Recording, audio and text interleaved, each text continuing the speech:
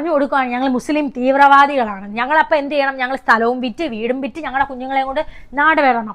ഇവർ തമ്മിൽ പണ്ട് പ്രേമം ആയിരുന്നു അറിഞ്ഞിട്ടല്ലല്ലോ ഈ പുള്ളിക്കാരനെ പ്രേമിക്കുന്നതും കല്യാണം കഴിക്കുന്നതും. പറഞ്ഞേ ഇങ്ങനത്തെ ഒരു പെണ്ണുകൂടെയാണോ നീ കൂട്ടുകൂടുന്നത്, അങ്ങനെയാണ് ഇങ്ങനെയാണ് പറഞ്ഞത്. ഞാൻ വിളിച്ചത് എന്താ ഇങ്ങനെ നിന്റെ അടുത്ത് അത്രയും വൈരാഗ്യമുള്ള പോലെയാണ് സംസാരിച്ചത്. പറയാൻ പറ്റാത്തതും അവർ എന്നോട് പറഞ്ഞിട്ടുണ്ട്, ഞാൻ എന്നോട് പറഞ്ഞില്ല. അപ്പൊ ഞാൻ വെച്ചാൽ എന്തോ മുൻവൈരാഗ്യമുള്ള അങ്ങനെ അത്രയും പറഞ്ഞില്ലേ. എന്നെ വിളിച്ചവൾ അങ്ങനെ പറയണമെങ്കിലേ അപ്പൊ ഞാനിതന്ന് നിന്നോട് പറഞ്ഞപ്പോഴും നീ ഇങ്ങനെ തന്നെ അന്ന് എന്നോട് പറഞ്ഞേ, ഇത് തെറ്റ് ശരി ഏതാ ശരി തന്നെ നിലനിൽക്കൂ, അങ്ങനെയൊക്കെയാണ് നീ അന്ന് എന്നോട് പറഞ്ഞത്. അവരാരും ഇതൊന്നും സ്പ്രെഡ് ചെയ്തിട്ടുമില്ല. അത് ഫ്രണ്ട്ലി നേച്ചറിനകത്ത് നിങ്ങളുടെ ഒരു വീഡിയോ കണ്ടപ്പോൾ അതിന്റെ റിയാക്ഷൻ വെച്ചിട്ട് സംസാരിച്ചാണ്. അത് ഇത്ര സീനാക്കി അവരുടെ ഇവരുടെയൊക്കെ പേരുകളൊക്കെ അതിനകത്ത് വന്നു കഴിഞ്ഞാൽ അങ്ങനെ ഞങ്ങൾ മുസ്ലിം മത തീവ്രവാദികളായേക്കുവാണ് മുത്തുമണീസ്. എന്തോ കാരണം എന്നൊന്നും അറിയത്തില്ല, പക്ഷെ ഞങ്ങൾ തീവ്രവാദികളാണ്, ഞങ്ങൾ തീവ്രവാദികളായി. അപ്പൊ ഇനി ഉടനെ തന്നെ ഞങ്ങൾക്ക് വീടും സ്ഥലമൊക്കെ വിറ്റ് വേറെ ഏതെങ്കിലും ഒരു നാട്ടിലോട്ട് പോവേണ്ടതായിട്ട് വരും. അപ്പോൾ അതിനു മുമ്പ് ഞാൻ നിങ്ങളുടെ അടുത്ത് കുറച്ച് കാര്യങ്ങൾ അങ്ങ് പറഞ്ഞിട്ട് പോകാമെന്ന് വിചാരിച്ചു. കാരണം നമ്മൾ അങ്ങനെ എന്തായാലും പോവല്ലേ, പോകുമ്പോൾ കുറച്ച് ആൾക്കാർ എന്താണ് കാരണമെന്ന് ആൾക്കാർ ഇവിടെയുള്ള നാട്ടുകാരൊക്കെ ചോദിക്കുമല്ലോ, പിന്നെ യൂട്യൂബ് ചാനലിലും ചോദിക്കും. അപ്പോൾ പറയണമല്ലോ, ഇന്ന് വരെ എൻ്റെ യൂട്യൂബ് ചാനലിൽ ഒരു വ്യക്തിക്കെതിരെയോ ഞാൻ ഇതുവരെ പ്രതികരിച്ച ഒരു വീഡിയോ പോലും ഇട്ടിട്ടില്ല. അങ്ങനെ ആർക്കും എനിക്ക് എടുത്ത് കാണിക്കാനും ഒരു വീഡിയോ ഇല്ല. കാരണം നമ്മൾ കഴിവതും പ്രശ്നങ്ങളിൽ നിന്ന് ഒഴിഞ്ഞു മാറിയാണ് പോകുന്നത്. എന്തിനാണ് എന്ന് കരുതി നമ്മൾ പലതും സഹിച്ചും ക്ഷമിച്ചും നമ്മൾ ഒഴിഞ്ഞു മാറി പോകുമ്പോൾ നമ്മളെ ഇങ്ങോട്ട് വന്ന് ദ്രോഹിച്ചുകൊണ്ടിരിക്കുകയാണ്. അപ്പോൾ പിന്നെ നമുക്ക് പ്രതികരിച്ചല്ലേ പറ്റൂ. ചവിട്ടിയാൽ കടിക്കാത്ത പാമ്പില്ലെന്ന് നിങ്ങൾ കേട്ടിട്ടില്ലേ? കുറേ വട്ടം ചവിട്ടിയാൽ ഒരു വട്ടമെങ്കിലും തിരിച്ച് കടിക്കാത്ത പാമ്പില്ല ഈ ലോകത്ത്.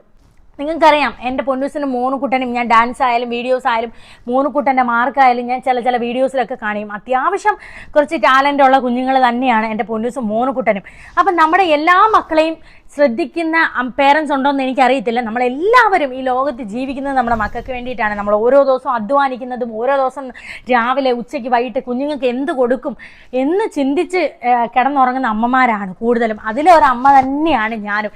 ഇപ്പോഴാണ് ഞാൻ ഈ യൂട്യൂബ് ചാനലിൽ വീഡിയോസ് ഇടുന്നതും കാര്യങ്ങളൊക്കെ. അതിനു മുമ്പും ഞാനും ഒരു സാധാരണ ഹൗസ് വൈഫാണ്. ഇപ്പോഴും എൻ്റെ വീട്ടിലെ എല്ലാ കാര്യങ്ങളും നോക്കിയിട്ടാണ് എനിക്ക് സമയം കിട്ടുമ്പോൾ ഞാൻ വീഡിയോസ് ഇടുന്നത്. അപ്പം ഞാനും അതുപോലെ തന്നെ ഒരമ്മ ആണ്. എൻ്റെ മക്കൾക്ക് വേണ്ടി ജീവിക്കുന്ന ഒരു അമ്മ തന്നെയാണ് ഞാൻ. അപ്പം നമ്മുടെ മക്കളെ ദ്രോഹിച്ചാൽ നമുക്ക് അടങ്ങിയിരിക്കാൻ പറ്റുമോ? ഇല്ല, എല്ലാവരും പ്രതികരിക്കും. അതുപോലെ തന്നെയാണ് ഇന്ന് ഞാനും പ്രതികരിക്കാൻ വന്നിരിക്കുന്നത്. കാരണം എന്താണെന്ന് വെച്ചാൽ പുനലൂർ സെൻറ് തോമസ് സ്കൂളിനെതിരെയാണ് ഞാൻ സംസാരിക്കുന്നത്. ഇത്രയും വലിയ ഒരു മാനേജ്മെൻറ്റിനെതിരെയാണ് ഞാൻ ഇന്നിവിടെ ഇരുന്ന് നിങ്ങളോട് സംസാരിക്കുന്നതും കുറച്ച് കാര്യങ്ങൾ വിശദീകരിക്കാൻ പോകുന്നതും കുറച്ച് സത്യങ്ങൾ എനിക്ക് നിങ്ങളോട് പറയാനുമുണ്ട്. ഞാൻ വേണ്ട എന്ന് വിചാരിച്ച് അനങ്ങാതെ എൻ്റെ മക്കളുടെ ഭാവി ഓർത്ത് TCയും മേടിച്ച് വേറെ ഏതെങ്കിലും സ്കൂളിൽ പോകാമെന്ന് ഞാൻ വിചാരിച്ചതാണ്. പക്ഷേ അവർ അതിനെ ഒരു ഭയക്കുന്ന എന്നെ വല്ലാത്തൊരു ഭയം അവർക്ക്. എൻ്റെ യൂട്യൂബ് ചാനലിലെ ഒരു ഭയം. പിന്നെ കുഞ്ഞുങ്ങളോട് പോലും വേർകൃത്യം കാണിക്കാൻ തുടങ്ങി. നമ്മൾ സ്കൂൾ മാറുന്നു എന്ന ഘട്ടം വന്നപ്പോൾ പൊടി കുഞ്ഞുങ്ങളോട്, മോനുകുട്ടൻ 2ാം ക്ലാസ്സിൽ പഠിക്കുന്ന ഒരു പൊടി കുഞ്ഞാണ്, അവനോട് വരെ വേർകൃത്യം കാണിക്കാൻ തുടങ്ങിയിരിക്കുന്നു.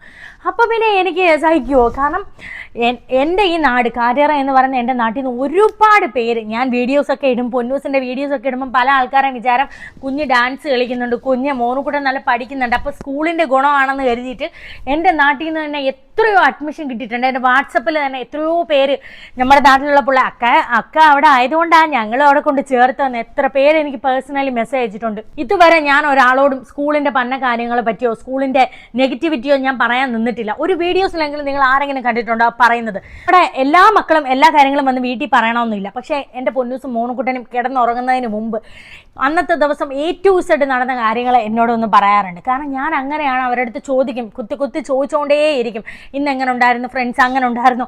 കാരണം നാളെ അവർക്ക് എന്തെങ്കിലും വളർന്നു കഴിഞ്ഞാൽ ഒരു പ്രശ്നം വന്നാലും എൻ്റെ അമ്മ അടുത്ത് പറയണമെന്ന് എനിക്ക് അവർക്ക് തോന്നണമെന്ന് കരുതി ഞാൻ ഓരോ കാര്യങ്ങളും അവരുടെ അടുത്ത് ചോദിച്ചിരിക്കും. കിടക്കുമ്പോൾ A to Z കാര്യങ്ങൾ എൻ്റെ മക്കൾ എൻ്റെ അടുത്ത് പറയും. ഇപ്പം നമുക്ക് പല പേരൻസും ഈ സ്കൂളിൽ നിന്ന് TC മേടിച്ചിട്ട് പോയ പല പേരൻസിനും അറിയാവുന്ന ഒരു സത്യമാണ് ഞാനിപ്പോൾ ഈ പറയാൻ പോകുന്നത്. എന്താണെന്ന് വെച്ചാൽ നമുക്ക് നമ്മുടെ മക്കളെ, നിങ്ങളുടെ മക്കളെ, നിങ്ങൾ ഈ സ്കൂളിൽ പഠിപ്പിക്കുന്ന എത്രയോ പേരൻസ് ഉണ്ട്, നിങ്ങളുടെ മക്കളെ ഒന്ന് അടുത്ത് വിളിച്ചിരുത്തി എഴുതിപ്പിച്ച് നോക്കുക. ഒരു ഇംഗ്ലീഷ് സെൻറ്റൻസ്, ഒരു പാരഗ്രാഫ് നിങ്ങളുടെ മക്കൾ എഴുതുന്നുണ്ടോ? മലയാളം സെൻറ്റൻസ് പാരഗ്രാഫ് ആക്കി നിങ്ങളുടെ മക്കൾ എഴുതുന്നുണ്ടോ എന്ന് നോക്കണം. പക്ഷെ അങ്ങനെ എഴുതാത്ത എത്രയോ കുട്ടികൾ അവിടെ എക്സാമിന് ഫുൾ മാർക്ക് മേടിക്കുന്നു, പ്രോഗ്രസ് കാർഡിൽ മാർക്ക് കിട്ടുന്നു. അപ്പം നമുക്കറിയാം നമ്മുടെ മക്കൾ എത്രത്തോളം പഠിക്കുന്നുവെന്ന്. പിന്നെ എങ്ങനെയാണ് ആ പരീക്ഷയിൽ മക്കൾ ഫുൾ മാർക്ക് മേടിക്കുന്നത്? ഇംഗ്ലീഷ് സെൻറ്റൻസ് ഫുള്ളായിട്ട് ഒരു പാരഗ്രാഫ് എഴുതാൻ പറ്റാത്ത കുഞ്ഞുങ്ങൾ എങ്ങനെയാണ് അതേ പാരഗ്രാഫ് എക്സാമിന് എഴുതി വെക്കുന്നത്? എങ്ങനെയാണ് അവർ മാർക്ക് മേടിക്കുന്നത്? അവരിടുന്ന ക്വസ്റ്റിന് അതുപോലെ തലേന്ന് ട്യൂഷൻ ക്ലാസ് എന്ന വ്യാജേന, റെമഡിയൽ ക്ലാസ് എന്ന വ്യാജേന ബോർഡിൽ എഴുതിയിട്ട് കൊടുക്കുകയാണ്. അതേ എക്സാമിന് വരുന്ന അതേ ക്വസ്റ്റ്യനുകൾ കുഞ്ഞുങ്ങൾ ഫുൾ മാർക്ക് മേടിക്കുന്നു. അപ്പോൾ ഞാനടക്കമുള്ള വിഡ്ഢിയായ പേരൻസ്, ഞാനടക്കമുള്ള വിഡ്ഢിയായ രക്ഷകർത്താക്കൾ വിചാരിക്കുന്നത് നമ്മുടെ മക്കൾ വലിയ പഠിത്തമാണെന്ന്. ഞാൻ സെന്റ് ഗ്രേറ്റ് സ്കൂളിൽ 10 വർഷം പഠിച്ച ഒരു വിദ്യാർത്ഥിയാണ്. 2 വർഷം ശ്രീനാരായണ ട്രസ്റ്റിലുമാണ് ഞാൻ പഠിച്ചത്. നമ്മൾ സർക്കാർ സ്കൂളുകളിൽ പഠിച്ചവരാണ്.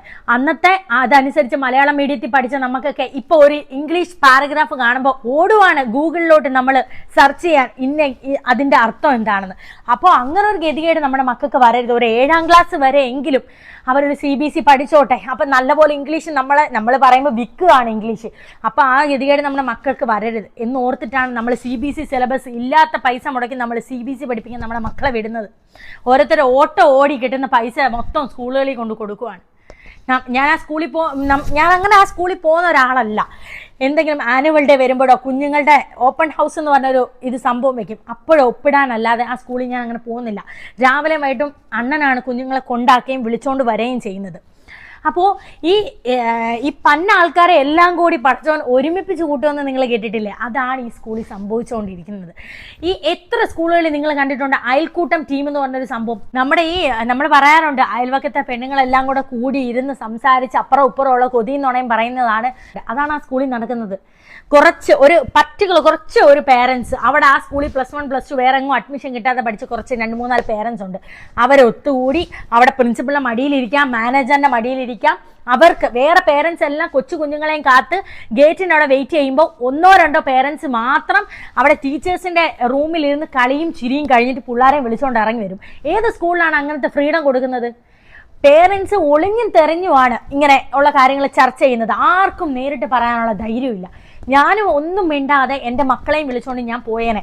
ഈ പറയുന്ന പോലെ പൊന്നൂസും ഇംഗ്ലീഷ് പാരഗ്രാഫുകൾ അത്യാവശ്യം നമ്മൾക്ക് അറിയാം നമ്മുടെ കുഞ്ഞുങ്ങളുടെ ടാലൻറ്റ്. പക്ഷെ ഞാൻ നോക്കുമ്പം കുഞ്ഞിനെ എഴുതാൻ അറിയാത്ത കാര്യങ്ങൾ വരെ എക്സാമിന് എഴുതി പരീക്ഷയ്ക്ക് മാർക്ക് മേടിക്കുന്നു. ഇങ്ങനെ പല കുഞ്ഞുങ്ങളെ പേരൻസ് നമ്മുടെ അടുത്ത് കംപ്ലൈൻറ്റ് പറയുന്നുണ്ട്. പക്ഷെ ഇതൊന്നും മൈൻഡ് ചെയ്യാതെ ഞാൻ എൻ്റെ മക്കളുടെ ഭാവി ഓർത്ത് എൻ്റെ കുഞ്ഞുങ്ങളെയും TC മേടിച്ച് ഞാൻ ഒരു വഴിക്കങ്ങ് പോയേനെ. പക്ഷേ ഈ നടന്ന സംഭവം നിങ്ങൾ അറിയണം. പറയാതെ പോയ പല കുഞ്ഞുങ്ങളും എത്രയോ പേരൻസ് കഷ്ടപ്പെട്ട് നിങ്ങളുടെ കുഞ്ഞുങ്ങളെ CBSE സിലബസ് പഠിച്ചോട്ടെ എന്ന് കരുതി കൊണ്ടാക്കുകയാണ്. പക്ഷെ നിങ്ങളുടെ മക്കളുടെ ഭാവി പൊക്കോണ്ടിരിക്കുവാണ്. നമ്മൾ കൊച്ചിലെ പഠിച്ച സംഭവങ്ങൾ, മാഗ്ന കാർട്ട, സ്വാതന്ത്ര്യം നടന്ന കാര്യങ്ങൾ, അങ്ങനെ എന്തൊക്കെയോ കാര്യങ്ങൾ നമ്മൾ കൊച്ചിലെ പഠിച്ചത് നമ്മുടെ മനസ്സിൽ തറവായിട്ടിരിക്കുന്നു. പക്ഷെ നമ്മുടെ മക്കള് മുമ്പോട്ട് പഠിച്ചു പോവുമല്ല, അവരെ വെറുതെ അവിടെ നമ്മുടെ പൈസ മേടിച്ചിട്ട് അവർ താഴോട്ട് പൊക്കോണ്ടിരിക്കുവാണ് നമ്മുടെ മക്കൾ ഒരു രീതിയിലും ഡെവലപ്മെന്റ് ആവുന്നില്ല. സ്കൂളിൽ പഠിക്കുമ്പോൾ ഒരു കഴിവില്ലാത്ത കുഞ്ഞ് കഴിവില്ലാത്തതുപോലെ തന്നെ അവിടെ ഇരിക്കുവാണ്. ഈ യൂത്ത് ഫെസ്റ്റിവൽ എന്ന് പറയുന്ന ഒരു സംഭവം വരും. യൂത്ത് ഫെസ്റ്റിവൽ എന്ന് പറയുന്ന സംഭവം വരുമ്പോൾ ഒരുപാട് കുഞ്ഞുങ്ങൾ പോയി പേര് കൊടുക്കും. ആ പേര് കൊടുക്കുന്നതിന് ഹൗസ് ബേസ് അനുസരിച്ചിട്ട് കുഞ്ഞുങ്ങളെ 2-3 ആഴ്ച മുമ്പേ പാടിപ്പിച്ച് നോക്കിയിട്ട് ഇവർ അതിൽ നിന്നൊരു 10-15 പിള്ളേരെ അവർ സെലക്ട് ചെയ്യും. അത് സെലക്ട് ചെയ്യുന്നത് മൊത്തം ആ സ്കൂളിൽ പഠിപ്പിക്കുന്ന ടീച്ചേഴ്സിന്റെ കൊച്ചുമക്കളോ അല്ലെങ്കിൽ ടീച്ചേഴ്സിന്റെ മക്കളോ അതല്ലെങ്കിൽ അവരോട് ചേർന്നിരിക്കുന്ന പേരൻസിന്റെ മക്കളോ ആണ്. 1-2 മാസം കുത്തിയിരുന്ന് ഇംഗ്ലീഷിന്റെ റെസിറ്റേഷൻ, ഹിന്ദി റെസിറ്റേഷൻ, മലയാളം കവിതയും പഠിച്ചുകൊണ്ട് പോകുന്ന കുഞ്ഞുങ്ങളെ ഇവർ സെലക്ട് ചെയ്യത്തില്ല. എന്നിട്ട് ഞാൻ എൻ്റെ മോനൂട്ടനും പൊന്നൂസും കവിത, മലയാളം റെസിറ്റേഷനും ഇംഗ്ലീഷ് റെസിറ്റേഷനൊക്കെ പറയാൻ പോയി ഇരുന്ന സമയത്ത് ഞാൻ അത്ഭുതപ്പെടുവാണ്. ARM പാട്ടാണ് പാടുന്നത്, അങ്ങ് വാന കോണിൽ. ഇതിനൊക്കെയാണ് സമ്മാനം കൊടുക്കുന്നത്. കവിതയൊക്കെ 1 മാസം പഠിച്ചുകൊണ്ട് പോയിരിക്കുന്ന കുഞ്ഞുങ്ങൾക്കൊന്നും ഒരു വിലയും കൊടുക്കുന്നില്ല. 2 മാസം മുമ്പ് അല്ലെങ്കിൽ 2 ആഴ്ച മുമ്പേ കുഞ്ഞുങ്ങളെ പാടിപ്പിച്ച് നോക്കുന്നു. ആ സമയം ഈ സ്റ്റേജിൽ കയറി 10-15 മിനിറ്റ് മിണ്ടാതെ നിൽക്കുന്ന കുഞ്ഞുങ്ങളുണ്ട്. അപ്പൊ ആ കുഞ്ഞുങ്ങളെയൊക്കെ എങ്ങനെ സെലക്ട് ചെയ്തെന്ന് ഞാൻ അന്തം വിട്ട് നോക്കിയിട്ടുണ്ട്. പഠിച്ച കുഞ്ഞുങ്ങളെ ലാസ്റ്റ് ഒരു ലൈൻ പറഞ്ഞില്ല എന്നുള്ള പേരിലൊക്കെ റിജക്ട് ചെയ്ത് കളയും കവിത പാടുന്ന കുഞ്ഞുങ്ങളെ. അതേസമയം നമ്മുടെ ഗവൺമെന്റ് സ്കൂളുകളിൽ അങ്ങനെയാണോ നടക്കുന്നത്? പേര് കൊടുക്കുന്ന എല്ലാ കുഞ്ഞുങ്ങളും സ്റ്റേജിൽ കയറും. അവരുടെ സ്റ്റേജിനോടുള്ള ഭയം മാറണം. എല്ലാ കുഞ്ഞുങ്ങളും സ്റ്റേജിൽ കയറും. അതിൽ നിന്നും പാടുന്നതും മൊത്തം പാടാത്തതും വിക്കി പറയുന്ന കുഞ്ഞുങ്ങൾ, നല്ലപോലെ പറയുന്ന കുഞ്ഞുങ്ങൾ, അതിനനുസരിച്ച് മാർക്ക് ഇട്ടിട്ടാണ് സമ്മാനം കൊടുക്കുന്നത്. എല്ലാ കുഞ്ഞുങ്ങളെയും ഒരുപോലെ സ്റ്റേജിൽ കയറും. ഇപ്പോഴത്തെ ഈ സ്കൂളിൽ അങ്ങനല്ല. ഒരു ആനുവൽസറി വരുമ്പോൾ സ്കൂൾ മാനേജ്മെന്റ് ആണ് ആനുവൽ ഡേ നടത്തേണ്ടത്. ഇത് ഒരു കുഞ്ഞിന്റെ കയ്യിൽ നിന്ന് 600 രൂപയാണ് ഫീസ് മേടിക്കുന്നത്. 600 രൂപ വാങ്ങുന്ന ഫീസിൽ 20 ലക്ഷത്തിന്റെ സ്റ്റേജ് ഒരുക്കുവാണെന്നൊരു വ്യാജേന ആനുവൽ ഡേ നടത്തും. ഞാൻ അടക്കമുള്ള വിഡ്ഢികളായ കുറെ പേരൻസ് നമ്മുടെ മക്കൾ മിനുക്ക് ഡ്രസ്സ് ഇട്ട് വരുമ്പോൾ പോയി നിൽക്കുവാണ്. അകത്തിടുന്ന ഒരു ഡ്രസ്സ്, കറുത്ത ഫുൾ കൈ ഡ്രസ്സ്, പാൻറ് ഇത് നമ്മൾ മേടിച്ചോണ്ട് പോകണം. ഇവർ തരുന്നത് 1200 രൂപ. നമ്മളൊരു ഡാൻസിന് പൈസ കൊടുക്കുവാണ്, കോസ്റ്റ്യൂമിന് ഒരു മിനുക്ക് കോട്ടാണ് തരുന്നത്, 1200 രൂപ. പാട്ട് പാടാൻ വേണ്ടി 15 കുഞ്ഞുങ്ങളെ സെലക്ട് ചെയ്യും. അതിന് 800 രൂപ ഫീസാണ് മേടിക്കുന്നത് ഒരു ഫ്രോക്കിന്. അപ്പോൾ ആ ഫ്രോക്കിന്റെ ബാക്ക് വശത്തെ പൈസ ഇവരെ ഇളക്കി കളഞ്ഞു, 460 രൂപ ഒരു ഫ്രോക്കിന്. പക്ഷെ താഴെ വന്ന പൈസ ഇവരെ ബില്ല് ഇളക്കി കളയാൻ മറന്നുപോയി. അപ്പോൾ ഞാൻ എൻ്റെ പൊന്നൂസിനെ ഒരുക്കുന്ന സമയത്താണ് ഇത് കണ്ടത്. 800 രൂപ ഒരു ഫ്രോക്കിന് മേടിച്ചു, 460 രൂപ ആയിട്ടുള്ളൂ. 15 കുട്ടികളുടെ അത് മേടിക്കുമ്പോൾ എത്ര രൂപ ലാഭം വരുന്നുണ്ട്. പക്ഷേ നമ്മളൊരു സ്കൂളിൽ നമ്മുടെ കുഞ്ഞ് പഠിക്കുന്നിടത്തോളം കാലം നമ്മളത് പറയത്തില്ല. ഞാനത് മറച്ചു വെച്ചിട്ട് ഞാൻ എൻ്റെ കുഞ്ഞിനെ ഒരുക്കിക്കൊണ്ടിരുന്നപ്പം ഇത്രയും പറഞ്ഞു, ഫ്രോക്ക് എനിക്ക് ഇഷ്ടപ്പെട്ടില്ല, വലിയ രസമില്ലാന്ന്. അതവർക്ക് വലിയ ഒരു ഇൻസൾട്ടായി. അവർ 24 വർഷമായിട്ട് സ്കൂളിൽ കള്ളത്തരങ്ങളെല്ലാം പടുത്തുയർത്തിയ ഒരു സ്കൂളാണ്. ആ ഒരു നെഗറ്റീവായ ചെറിയൊരു കാര്യം എൻ്റെ വായിന്ന് വീണത് അവർക്ക് വലിയൊരു നെഗറ്റീവായി പോയെന്ന്. ഫ്രോക്ക് എനിക്ക് ഇഷ്ടപ്പെട്ടില്ല എന്ന്. 800 രൂപ ഞാൻ കൊടുത്ത് മേടിച്ച ഫ്രോക്കിന് 460 രൂപ ആയിട്ടുള്ളൂ. പക്ഷേ അത് കൊള്ളാമോ ഇല്ലയോ, നന്നായില്ലയോ എന്ന് പറയാനുള്ള അവകാശം എനിക്കില്ലേ? എനിക്ക് മാത്രമല്ല, അവിടെ പഠിപ്പിച്ച എല്ലാ പേരൻസിനും അത് പറയാനുള്ള അവകാശമുണ്ട്. ഞാനൊരു യൂട്യൂബർ ആയതുകൊണ്ടാണ് എന്നോട് ഇത്രയും വൈരാഗ്യമായത്. കഴിഞ്ഞ സ്കൂൾ തുറപ്പിന് കഴിഞ്ഞ വർഷം ഞങ്ങൾ ആ സ്കൂളിൽ നിന്ന് ഈ പറയുന്ന കുഞ്ഞുങ്ങൾ താഴോട്ടാണ് വരുന്നത് എന്ന് മനസ്സിലാക്കിയപ്പോൾ ഞാൻ അവിടെ നിന്ന് TC മേടിച്ച് ഞങ്ങൾക്ക് പോവാമെന്ന് വിചാരിച്ചതാണ്. അപ്പം ഞാൻ അണ്ണനോട് പറഞ്ഞാണേ നമുക്ക് TC മേടിക്കാം, ഇതുപോലെ ശരിയല്ല, പല പേരൻസും ഇങ്ങനെ പറയുന്നു, പലരും TC മേടിച്ച് പോയി, നമുക്ക് പോവാം. അന്ന് അണ്ണ എന്നോട് പറഞ്ഞു, നമ്മൾ അഡ്മിഷൻ ഫീസ് ഇപ്പോൾ ഒരു സ്കൂളിൽ പോയാൽ അഡ്മിഷൻ ഫീ കൊടുക്കണം. മാത്രമല്ല ഞങ്ങളുടെ വീട് പണി നടന്നുകൊണ്ടിരിക്കുകയാണ്. ഈ വീടിൻ്റെ ആഗസ്റ്റിലാണ് ഞങ്ങൾ പാല് കാച്ചിയത്. അപ്പോൾ അണ്ണൻ പറഞ്ഞു, നമുക്കിപ്പോൾ പൈസയ്ക്ക് വല്ലാത്ത നിരക്കുവാണ്. നമ്മൾ ഒരു യൂണിഫോം രണ്ട് ജോഡി യൂണിഫോം മേടിച്ചാൽ 2-3 വർഷമാണ് അലക്കി തേച്ചത് ഇടുന്നത് നമ്മൾ. അപ്പോൾ നമ്മൾ പറയുവാണ്, ഇല്ല. അണ്ണ എന്നോട് പറഞ്ഞു, നീ ഇപ്പോൾ ഒന്ന് അടങ്ങ്, ഒരു വർഷം കൂടെ നമുക്ക് എങ്ങനെയും പോവാം, വീട് പാല് കാച്ചട്ടെ, വീടിന് സാധനങ്ങൾ മേടിക്കാൻ ഞാൻ ഓടണം, ഇവിടെ ജോലിക്കാരുടെ കൂടെ ഞാൻ നിൽക്കണം, എല്ലാത്തിനും ഞാൻ നിൽക്കണ്ടേ, നീ ഇപ്പം പുതിയൊരു സ്കൂളിൽ ഞാൻ പോയി തിരക്കാൻ എനിക്ക് പറ്റത്തില്ല, നീ ഒന്ന് അടങ്ങി, ഈ ഒരു വർഷം പോട്ടെ. അപ്പം നമ്മുടെ കൂടെ ഉള്ള ഒരാൾ പറയുവാണ്, ഒരു വർഷം നീ ഒന്ന് സഹിക്കും. ഈ ഒരു വർഷത്തിലാണ് ഇത്രയും പ്രശ്നം നമുക്ക് ഉണ്ടാവുന്നത്. സ്വിമ്മിംഗ് പൂള് എന്ന് പറഞ്ഞിട്ട് നാട് മൊത്തം ഫ്ലെക്സ് അടിച്ച് വെച്ചേക്കുവാണ്. പൊന്നൂസിന് 3rd പ്രൈസ് കിട്ടിയിട്ടുണ്ട് സ്വിമ്മിങ്. എനിക്കിതൊന്നും അറിയാതെയാണ് നമ്മളീ കൊണ്ട് കുഞ്ഞുങ്ങൾ സ്വിമ്മിംഗ് പൂൾ കാണുമ്പോൾ നമ്മളോട് പറയണം, അമ്മ ചേർക്കണം. ഒരു വർഷത്തേക്ക് 7000 രൂപ വെച്ച് ഫീസ് അടയ്ക്കുവാണ് നമ്മൾ കുഞ്ഞുങ്ങളെ സ്വിമ്മിങ്ങിന്. കുഞ്ഞുങ്ങളുടെ ആഗ്രഹമല്ലേ, കളിച്ചോട്ടെ. സ്വിമ്മിംഗ് പൂൾ ഒരു പീരീഡ് പോയി വെള്ളത്തിൽ കളിക്കാൻ അവർക്കൊരു ഇഷ്ടമായിരിക്കും. 3rd പ്രൈസ് വാങ്ങിച്ചു അവൾ നീന്തൽ മത്സരത്തിൽ. നമ്മുടെ ഒന്നും കുഞ്ഞുങ്ങളുടെ പടം അവിടുത്തെ മാഗസീനിൽ വരത്തില്ല. കാരണം എന്താ, നമ്മുടെ കുഞ്ഞുങ്ങൾക്ക് ക്യൂട്ട്നെസ് കുറവാണ്, നമ്മുടെ കുഞ്ഞുങ്ങളെ കാണാൻ കൊള്ളത്തില്ല. സ്വിമ്മിംഗ് പൂളിൽ 7000 രൂപ കൊടുത്ത് പഠിക്കുന്ന കുഞ്ഞുങ്ങളുടെ പടം അവിടെ മാഗസീനിൽ വരത്തില്ല. പകരം സ്വിമ്മിങ് പഠിക്കാത്ത LKG UKG ഇരിക്കുന്ന ഏതെങ്കിലും ഒരു ക്യൂട്ടായിട്ടുള്ള 2-3 കുഞ്ഞുങ്ങളെ കൊണ്ട് സ്വിമ്മിംഗ് പൂളിൽ ഇറക്കി വെക്കുക, ഫോട്ടോ എടുക്കുക, മാഗസീനിൽ ഇടുക. ഹോഴ്സ് റൈഡിംഗ് എന്ന് പറഞ്ഞ് സ്കൂളിൽ ഉണ്ട്, കുതിര 5000-7000 രൂപ മേടിക്കുന്നു. പക്ഷെ ആ ഹോഴ്സ് റൈഡിങ്ങിന് പഠിക്കുന്ന കുഞ്ഞുങ്ങളെ കുതിരപ്പുറത്ത് കയറ്റി ഫോട്ടോ എടുത്ത് മാഗസീനിലും ഫ്ലെക്സിലും അടിക്കത്തില്ല. അതും ക്ലാസ്സിൽ ഏതെങ്കിലും നല്ല കാണാൻ കൊള്ളാവുന്ന കുഞ്ഞുങ്ങളെ കൊണ്ടൊന്ന് കുതിരപ്പുറത്ത് കയറ്റി വെക്കുന്നു, അവരുടെ ഫോട്ടോ എടുത്ത് മാഗസീനിൽ ഇടുന്നു. മാഗസീനിൽ പേരൻസ് ആണ് കുഞ്ഞുങ്ങൾക്ക് പടം വരച്ചു കൊടുക്കുന്നത്. ഞാൻ ഇതിനു മുമ്പ് അണ്ണൻ വരച്ച 2-3 പടങ്ങൾ പൊന്നൂസിനും മോണ്ടനും വരച്ചു കൊടുക്കുന്നുവെന്ന് ഞാൻ നിങ്ങൾക്ക് യൂട്യൂബിലിട്ട് ചെറിയ ഷോട്ട് എടുത്തു. അത് വളരെ സന്തോഷത്തിലാണ് ഞാൻ എടുക്കുന്നത്. അതിൽ തന്നെ ഒരുപാട് പേര് കമൻറ്റ് ഇട്ടിട്ടുണ്ടായിരുന്നു, ഇങ്ങനെയല്ല ചെയ്യേണ്ടത്, കുഞ്ഞുങ്ങളാണ് പടം വരയ്ക്കേണ്ടത്. പക്ഷെ അത് ഞാനും എൻ്റെ കുഞ്ഞുങ്ങളടുത്ത് പറഞ്ഞു, മക്കളൊരു ബട്ടർഫ്ലൈ ആയാലും വരച്ചോണ്ട് പോകും മോനെ, മക്കൾ വരാം. ഇല്ലമ്മ ടീച്ചർ വഴക്ക് പറയും, റിജക്റ്റ് ചെയ്യുമെന്ന്. അവർക്ക് ആ മാഗസീനിന് വലിയ വലിയ പടങ്ങൾ കാണിച്ച് അത് ആ ചെറിയ പൊടിക്കുഞ്ഞുങ്ങളാണ് വരച്ചതെന്ന് കാണിക്കണം. വലിയ ടാലൻ്റ് ഉള്ള കുഞ്ഞുങ്ങൾ. അതിന് പേരൻസ് ഗൂഗിളിൽ നോക്കി വലിയ അടിപൊളി പടങ്ങൾ ഓരോ ആർട്ടുകളും ചെയ്തു കൊടുക്കുന്നു. അതിന് അവർക്ക് ഇഷ്ടപ്പെട്ട കുഞ്ഞുങ്ങളെ, നല്ല ക്യൂട്ടായിട്ടുള്ള കുഞ്ഞുങ്ങളെ തിരഞ്ഞെടുക്കുന്നു. അതിന് ആ കൊച്ചിൻ്റെ ഫോട്ടോ എടുത്തിട്ട് ആ പടം അവിടെ കൊടുക്കുന്നു. അത് ആ കുഞ്ഞു വരച്ച പടമാണോ? അല്ല. അപ്പോഴും കുഞ്ഞുങ്ങളെ വളർത്താൻ ശ്രമിക്കുന്നതേ ഇല്ല. നല്ല ഹാൻഡ് റൈറ്റിംഗ് ഉള്ള കുഞ്ഞുങ്ങളെ ഗവൺമെൻറ് സ്കൂളുകളിൽ നല്ല നല്ല പുരസ്കാരങ്ങൾ കൊടുത്തു വെക്കുന്നു. ഇവിടെ അതൊന്നും പ്രശ്നമില്ല. ഇവിടെ ക്യൂട്ട്നെസ് ആണ്. ഇവിടെ ക്യൂട്ട്നെസ് ഉള്ള കുഞ്ഞുങ്ങൾക്കാണ് വിലയുള്ളത്. സൗന്ദര്യം ഇല്ലാത്ത കുഞ്ഞുങ്ങൾക്ക് വിലയില്ല. നല്ല പഠിക്കുന്ന കുഞ്ഞുങ്ങൾക്കും അവിടെ വിലയില്ല. അവരോട് അടുത്തിരിക്കുന്ന പേരൻസിൻ്റെ കുഞ്ഞുങ്ങളെ മാത്രം പല ആംഗിളിൽ ഫോട്ടോ എടുക്കുന്നു, മാഗസീനിലിടുന്നു. സത്യം പറഞ്ഞാൽ ഒരു വർഷം കൊണ്ട് നമ്മൾ പാരൻസ് നമ്മുടെ കുഞ്ഞുങ്ങൾ ഇച്ചിരി ഇംഗ്ലീഷ് സംസാരിച്ചോട്ടെ, എടുത്തോട്ടെ എന്ന് ഞാനടക്കമുള്ള വിഡ്ഢിയായ രക്ഷകർത്താക്കൾ വിചാരിച്ചിട്ടാണ് ഈ CBSE സിലബസ് കൊണ്ട് ചേർക്കുന്നത്. ഇതുപോലെ പുനലൂരിൽ ഇതുപോലെ ഒരു അയൽക്കൂട്ടം ടീമുള്ള ഒരു സ്കൂൾ ഞാൻ വേറെ കണ്ടിട്ടില്ല, എൻ്റെ ലൈഫിൽ കണ്ടിട്ടില്ല. ഒരു വർഷം ഈ ഫ്രോക്ക് കൊള്ളത്തില്ല എന്ന് ഞാൻ പറഞ്ഞു പോയ അന്ന് മുതൽ എൻ്റെ അടുത്തും എൻ്റെ കുഞ്ഞുങ്ങളുടെ അടുത്തും ഭയങ്കരമായ വേർകൃത്യങ്ങളാണ് കാണിക്കുന്നത്. ഒരു ഡാൻസിന് പങ്കെടുപ്പിക്കത്തില്ല, എന്തെങ്കിലും പങ്കെടുപ്പിച്ച് അങ്ങ് ബാക്കിൽ കൊണ്ട് നിർത്തും. എൻ്റെ പൊന്നൂസ് ക്രിസ്മസ് ഡാൻസിനുണ്ടായിരുന്നു, ഏറ്റവും ലാസ്റ്റ് കൊണ്ട് നിർത്തിയപ്പം അവളുടെ ക്ലാസ്സിലുള്ള പിള്ളേർ തന്നെ കളിയാക്കുകയാണ്, പൊന്നു നീ നന്നായിട്ട് കളിക്കുമല്ലോ അല്ലേ, എന്നിട്ട് നിന്നെ ബാക്കിൽ കൊണ്ട് നിർത്തി, ഞങ്ങൾക്ക് പേടിയാടി ഫ്രണ്ടിൽ നിൽക്കാൻ, നീ ഫ്രണ്ടിൽ നിൽക്കടി എന്ന് കൂട്ടുകാർ പറയുമ്പോൾ മോൾ എന്നോട് വന്ന് പറഞ്ഞമ്മ എനിക്ക് വേണ്ട, എനിക്ക് ബാക്കിൽ നിൽക്കണ്ട അമ്മ. അപ്പം ഞാൻ പറഞ്ഞു ശരി മോള് ക്രിസ്മസ് ഡാൻസിന് വേണ്ട, പോകണ്ട എന്നാൽ വേണ്ട. അപ്പം ഞാൻ ടീച്ചറിനോട് പറഞ്ഞു ടീച്ചറെ അല്ല ഇല്ല അതുമല്ല, നമ്മൾ ഈ കാരണങ്ങൾ പറയുന്നില്ല, അതുമല്ല ഇപ്പം തന്നെ പുതിയൊരു ഫ്രോക്ക് ഇന്നാൾക്ക് ഒരെണ്ണത്തിന് മേടിച്ചു ടീച്ചറെ, ഇപ്പം അടുത്തൊരു ഡ്രസ്സ് എടുക്കണ്ട എന്ന് ഹസ്ബൻഡ് പറഞ്ഞു, ഇപ്പം പൈസ ഇല്ല, അതോ ഞങ്ങൾ കർത്താവിൻ്റെ പാട്ടായതുകൊണ്ടാണോ ഡാൻസ് ചെയ്യാത്തതെന്ന്. ഇപ്പം ഞങ്ങളെ ഒരു അനാഥാലയത്തിൽ നിന്ന് വിളിച്ചു, ഇവിടുത്തെ അമ്മമാർക്കും അച്ഛന്മാർക്കും അനാഥരായി നിങ്ങൾ ഫുഡ് കൊടുക്കാൻ വരുമോ. അപ്പോഴും ഞങ്ങൾ ചോദിക്കുന്നില്ല അവിടെ എത്ര മുസ്ലിംസ് ഉണ്ട്, എത്ര അമ്മമാരും അച്ഛന്മാരും മുസ്ലിം ഉണ്ടെന്ന് ഞങ്ങൾ ചോദിച്ചിട്ടില്ല. ഞങ്ങൾ ചോദിക്കുന്നത് അവിടെ എത്ര പേരുണ്ട്, എത്ര പേർക്കാണ് ഫുഡ് കൊണ്ടുവരേണ്ടതെന്നാണ് ഞങ്ങൾ ചോദിക്കുന്നത്. ഞങ്ങൾക്ക് അവിടെ ജാതിയില്ല, ഞങ്ങൾക്ക് അവിടെ മതമില്ല. പല പേരൻസും ഇവിടെ ഓപ്പൺ ഹൗസ് എന്ന് പറഞ്ഞ് പരീക്ഷ കഴിയുമ്പോൾ ഒരു സാധനം വെക്കും. ഒരു പേരൻസ് പറയുന്നത് മറ്റൊരു പേരൻസ് അറിയത്തില്ല കംപ്ലൈൻറ്റ്, അത് അവരുടെ ഭയങ്കര ബുദ്ധിയാണ്. പേരൻസ് മൊത്തം ക്ലാസ്സിന് വെളിയിൽ വെയിറ്റ് ചെയ്യും. ഓരോ പേരൻസ് കയറുക, ടീച്ചറിനോട് കാര്യം പറയുക, അവർ നമ്മളെ സോപ്പിട്ട് പറഞ്ഞു വിടും. ഒരു പേരൻസ് പറയുന്നത് മറ്റൊരു പേരൻസ് അറിയത്തില്ല. ഇതാണ് അവിടെ നടന്നുകൊണ്ടിരിക്കുന്നത്. കഴിഞ്ഞ ഒരു വർഷം കൊണ്ടാണ് കുഞ്ഞുങ്ങളുടെ ഈ ഓരോ സംഭവങ്ങൾ പല പേരൻസും പറയുന്നതും എടുക്കുന്നതും ഒക്കെ. ഞാനും അപ്പോഴാണ് മക്കളെ നല്ലപോലെ ശ്രദ്ധിച്ച് തുടങ്ങുന്നതും എടുക്കുന്നതും ഒക്കെ. അപ്പം എനിക്ക് കാര്യം മനസ്സിലായി, സീരിയസ് ആണ്. നമ്മൾ പൈസ കൊടുത്ത് നമ്മുടെ മക്കളെ മന്ദബുദ്ധികളാക്കാൻ വിടുന്ന പോലെയാണ്. ആകെ 10ാം ക്ലാസ് അവിടെ ഒരു 20 പിള്ളേർ കാണും. ആ 20 പിള്ളേരെ 100% വിജയമെന്ന് പറഞ്ഞ് ഫ്ലെക്സ് വയ്ക്കും. അങ്ങനെയാണെങ്കിൽ ഗവൺമെൻറ് സ്കൂളിലൊക്കെ ഫ്ലെക്സ് പുനലൂരിൽ നിരത്തി വെക്കണമല്ലോ, എത്രയോ പിള്ളേർ ജയിക്കുന്നെന്നും പറഞ്ഞുകൊണ്ട്. School purchase, back to school purchase video ഇട്ടതിൽ ടെക്സ്റ്റ് മേടിച്ചപ്പോൾ എത്ര രൂപയായെന്ന് ആൾക്കാർ കമൻറ്റ് ഇട്ടപ്പോൾ ഞാൻ കമൻറ്റിന് റിപ്ലൈ കൊടുത്തു.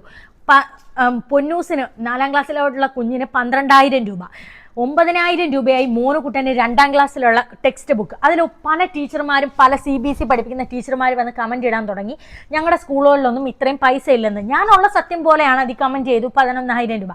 അത് അവർക്ക് ഭയങ്കര പ്രശ്നമായി. ആ സ്കൂളിൽ ചേരാത്ത പല കുട്ടികളും അവിടെ വരാൻ പേടിക്കുമെന്ന്, ഇത്രയും പൈസ കേട്ടുണ്ട്. നമ്മൾ അഡ്മിഷൻ എടുത്തു കഴിഞ്ഞാൽ നമ്മൾ പെട്ടു. അഡ്മിഷൻ എടുത്തു കഴിഞ്ഞാൽ ടെക്സ്റ്റിന് ഇത്രയാണ്, ഇതിന് ഇത്രയാണെന്ന് പറയുമ്പോൾ നമ്മൾ ഓട് ഒപ്പിക്കാനായിട്ട്. നോട്ട്ബുക്ക് ഇല്ലാതെയാണ് ഇത്രയും പൈസ, നമ്മൾ ഓട് ഒപ്പിക്കാൻ. നമ്മൾ വീണ് പോയല്ലോ, പിന്നെയും നമ്മൾ വിചാരിക്കും പൈസ പണയം വെച്ചിട്ടായാലും കൊടുക്കാൻ, നമ്മുടെ മക്കൾ പഠിക്കുമല്ലോ. സാധാരണ പല സ്കൂളുകളിലും അധികം ബാക്കിലോട്ടായ കുഞ്ഞുങ്ങളെ മുമ്പോട്ട് കൊണ്ടുവരാൻ ശ്രമിക്കും. ഇവിടെ അങ്ങനെയല്ല, ബാക്കിലോട്ടായിട്ട് കുഞ്ഞുങ്ങൾ ബാക്കിൽ തന്നെ അങ്ങ് ഇരിക്കും. അങ്ങനെ തന്നെ അവരെ സ്റ്റേജിൽ കയറ്റത്തില്ല. ഒരു യൂത്ത് ഫെസ്റ്റിവലിന് ആനുവൽ ഡേ വരുമ്പോൾ 600 രൂപ കൊടുത്ത് പഠിപ്പിക്കുന്നത് കൊണ്ട് മാസങ്ങൾക്ക് മുമ്പേ അവരെ ഇട്ട് ട്രെയിൻ ചെയ്യിപ്പിക്കുകയാണ് ഡാൻസ് കളിക്കാൻ. എന്നിട്ട് 2-3 വട്ടം സ്റ്റേജ് റിഹേഴ്സൽ നടത്തി മാനേജ്മെന്റ് വന്ന് ഫ്രണ്ടിലിരുന്ന് മാർക്ക് ഇടണം. 10ൽ 7 മാർക്കിൽ കൂടുതൽ കിട്ടിയാൽ മാത്രമേ ആ ക്ലാസ്സിനെ സ്റ്റേജിൽ കയറ്റു. അപ്പോഴും ഈ ഇരിക്കുന്ന രക്ഷകർത്താക്കൾ നമ്മൾ വിഡ്ഢികളാവുകയാണ്. നമ്മുടെ മക്കൾ കിതച്ച് എന്തൊക്കെയോ കാണിച്ചു കൂട്ടുകയാണ് അവിടെ. അപ്പോൾ അവർക്ക് ആ വന്നിരിക്കുന്ന ആൾക്കാരുടെ മുമ്പിൽ വലിയ എന്തോ കാണിക്കാനുണ്ട്, സ്കൂള് വലിയ ഇതാണെന്ന് കാണിക്കണം. ഈ വീഡിയോയിൽ ഞാൻ ഫ്രോക്കിൻ്റെ കാര്യം അന്ന് പറഞ്ഞപ്പോൾ തൊട്ട് ഇവർ മോനുകുട്ടൻ ക്ലാസ്സിലിരിക്കുവാണ്. എല്ലാ കുഞ്ഞുങ്ങളെയും മോനെ എടേ എന്നൊക്കെ വിളിക്കും. എടോ എണീക്കടോ വാടോ. 2ാം ക്ലാസ്സിൽ പഠിക്കുന്ന കുഞ്ഞിനെയാണ്. കുഞ്ഞിനോട് ദേഷ്യമാണ്. ആ മാനേജ്മെന്റിന്റെ ബന്ധുവായ ഒരു ടീച്ചറാണ്, ഒരു സ്ത്രീയാണ്. അവിടെ സ്ത്രീ എന്ന് തന്നെ വിളിക്കണം. കുഞ്ഞുങ്ങളെ ഒരുപോലെ കാണാൻ പറ്റാത്ത സ്ത്രീ. ആ സ്ത്രീയാണ് അവിടെ ഹിന്ദി പഠിപ്പിക്കുന്നത്. അവിടെ വാച്ച്മാനായിട്ട് നിൽക്കുന്നതും ഈ സ്ത്രീയാണ്. കൈയും കെട്ടി നിൽക്കും. കാർ ആരെവിടെ ഇടണം, വണ്ടി ആരെവിടെ ഇടണം എന്ന് തീരുമാനിക്കുന്നത് ഈ സ്ത്രീയാണ്. കുഞ്ഞുങ്ങളുടെ അടുത്ത് ഭയങ്കര വിദ്വേഷം. എണീക്കടോ, നടക്കടോ. ഇപ്പൊ കുഞ്ഞ് നോമ്പ് പിടിച്ച് കുഞ്ഞവിടെ പോയപ്പം എന്നോട് പലരും ചോദിച്ചു, മോനുടനെ പൊന്നൂസിനെ എന്തുകൊണ്ട് നോമ്പ് പിടിപ്പിച്ചില്ല, 2 നോമ്പല്ലേ പിടിപ്പിച്ചുള്ളൂ. ക്ലാസ്സിൽ പോകുമ്പോൾ ഇതാണ് കുഞ്ഞിനോട് പറയുവാണ്, എന്താ ചോറ് ഇന്നത്തെ. മോനുടൻ പറയാൻ നോമ്പാ ടീച്ചറെ. നീ നോമ്പ് പിടിച്ചിട്ട് എന്താ കാര്യം, നിന്റെയൊക്കെ സ്വഭാവം ആദ്യം നന്നാക്കുക, അല്ലാതെ നീ ഒന്നും നോമ്പ് പിടിച്ചിട്ട് കാര്യമില്ലെന്ന് 2ാം ക്ലാസ്സിൽ പഠിക്കുന്ന കുഞ്ഞിനോട് പറയാണ്. കുഞ്ഞ് വന്ന് എന്നോട് പറയുമ്പോഴും ഞാൻ പറയാണ്, സാരമില്ല മക്കളെ, നമ്മൾ ഈ വർഷം അങ്ങ് TC മേടിച്ച് പോവല്ലോ അവിടെ നിന്ന്, കുഴപ്പമില്ല, പോട്ട് മക്കളെ എന്ന് പറഞ്ഞ് ആശ്വസിപ്പിക്കുകയാണ്. ഹിന്ദി എക്സാം വന്നപ്പോൾ പൊന്നു നമ്മൾ അറിയാത്ത ക്വസ്റ്റ്യനാണ്. ഹിന്ദി അല്ലേ, അവൻ 4ാം ക്ലാസ്സിൽ പഠിക്കുന്ന കുഞ്ഞിന് അത്രയും കൂട്ടി വായിക്കാൻ അറിയത്തില്ലായിരിക്കും. ടീച്ചർ ഈ ക്വസ്റ്റ്യൻ എന്തുവാണ്, ഇതേ സെയിം ടീച്ചർ തന്നെ പറയുവാണ്, എനിക്ക് ഹിന്ദി അറിയത്തില്ല, അവിടെ ചെയ്യുന്നു. ആ പെൺപിള്ളക്ക് ഹിന്ദി അറിയത്തില്ലെങ്കിൽ പിന്നെ എന്തിനാണ് അവിടെ ടീച്ചറായിട്ട്, എന്തോ ക്വാളിഫിക്കേഷൻ അനുസരിച്ച് ബന്ധുവാണെന്ന ക്വാളിറ്റിയിലാണോ അവിടെ ടീച്ചർ ആവാൻ പഠിപ്പിക്കാൻ ഇരുത്തിയേക്കുന്നത്. ഹിന്ദി അറിയത്തില്ല, അവിടെ ചെയ്യുന്നു. ഇതാണ് അവിടെ നടന്നുകൊണ്ടിരിക്കുന്നത്. സ്കൂൾ ബസ്സിൽ നിന്നും ആരെ ശ്രദ്ധിക്കാതെ ഒരു കുഞ്ഞ് ഫ്രണ്ടിലോട്ട് ഉറങ്ങി വീണു. കുഞ്ഞിന്റെ നെറ്റി പൊട്ടി. പരാതി പറയാൻ പോയ പേരൻസിനോട് പരാതി പറയാൻ അവിടെ പോകുന്നവർക്ക് ഇഷ്ടമല്ല. അവർ പേരൻസിനോട് അവർ പറയുവാണ് നിങ്ങൾക്ക് ഇഷ്ടമല്ലെങ്കിൽ ഇവിടെ പഠിപ്പിക്കേണ്ടാന്ന്. അതേസമയം ആ ആയെ വിളിച്ച് വാൺ ചെയ്യുമല്ല, ഉറങ്ങുന്ന കുഞ്ഞുങ്ങളെ ഒന്ന് ശ്രദ്ധിക്കുന്ന വാൺ ചെയ്യല്ല, നിങ്ങൾക്ക് ഇഷ്ടമല്ലെങ്കിൽ ഇവിടെ പഠിപ്പിക്കേണ്ട, പൊക്കോളൂ TC മേടിച്ച്. പരാതി പറയാൻ പോകുന്നവരെ ഇഷ്ടമല്ല. കുഞ്ഞുങ്ങളെ പഠിപ്പിക്കുന്ന എന്തെങ്കിലും കാര്യം പറയാൻ പോകുമ്പോൾ അടുത്ത പേരൻസ് അറിയാതെ നോക്കുക. ഇപ്പൊ ഇവർ ഈ വേർതിരിത്തം കാണിക്കാൻ തുടങ്ങുമ്പോഴേ ഞാൻ പറഞ്ഞു നമുക്ക് കുഞ്ഞിനെ സ്കൂളിൽ മാറ്റാം, ഈ എക്സാം ഒന്ന് കഴിഞ്ഞോട്ടെ എന്ന് പറഞ്ഞ് ഞങ്ങൾ ഇരിക്കുമായിരുന്നു. അപ്പോൾ ഞാൻ പോകുമ്പോൾ ഞങ്ങളുടെ നാട്ടിലെ ഈ കാരിയറിൽ നിന്ന് പല ആൾക്കാരും കുഞ്ഞുങ്ങളെ കൊണ്ട് ചേർത്തിട്ടുണ്ട്. പൊന്നൂസ് മൗണ്ടൻ അവിടെ ആണെന്ന്. അപ്പം ഞങ്ങൾ പുതിയൊരു സ്കൂളിലേക്ക് പോകുമ്പോൾ സ്വാഭാവികമായി ചോദ്യം വരും എന്തുകൊണ്ട് കുഞ്ഞുങ്ങളെ മാറ്റി എന്നുള്ളത്.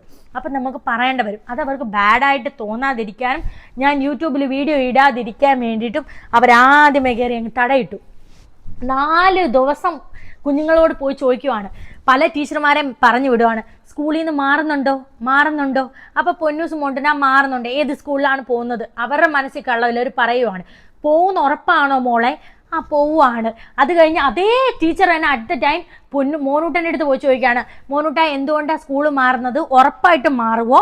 എല്ലാം അറിഞ്ഞ് നല്ല സെറ്റാക്കി വെച്ചിട്ട് ഇവരെൻ്റെ വീഡിയോയും എന്നെ നന്നായിട്ട് ഭയക്കുന്നുണ്ട്. ബാഡ് ഇമേജ് വരുമെന്നുള്ള ഭയം. അങ്ങനെ ഇരിക്കുമ്പോഴാണ് ഈ ഷാജാൻ എൻ്റെ ഹസ്ബൻഡ്. ഇതിനു മുമ്പ് ഞാനൊരു യൂട്യൂബ് ചാനൽ വീഡിയോ ഇട്ടപ്പം Q&A ചെയ്തപ്പോൾ കുറേ പേര് എന്നോട് ചോദിച്ചു എന്താണ് ഈ ഇടയായിട്ട് കുക്കിംഗ് വീഡിയോ വന്നാൽ പോലും നെഗറ്റീവ് കമൻറ്റ് എന്ന് പറയാറുണ്ട്, നെഗറ്റീവ് കമൻറ്റ്. അപ്പോൾ അതിന് കാരണം ഞാൻ വളരെ വ്യക്തമായി പറഞ്ഞു. എൻ്റെ ഹസ്ബൻഡ് ഷാജഹാൻ, പുള്ളിക്കാരൻ 7ാം ക്ലാസ്സിലും സെൻക്രേറ്റി സ്കൂളിൽ പഠിക്കുമ്പോൾ ഒരു പെങ്കൊച്ച് 6ൽ പഠിക്കുമ്പോൾ അവർ തമ്മിൽ പരസ്പരം പ്രേമമായിരുന്നു.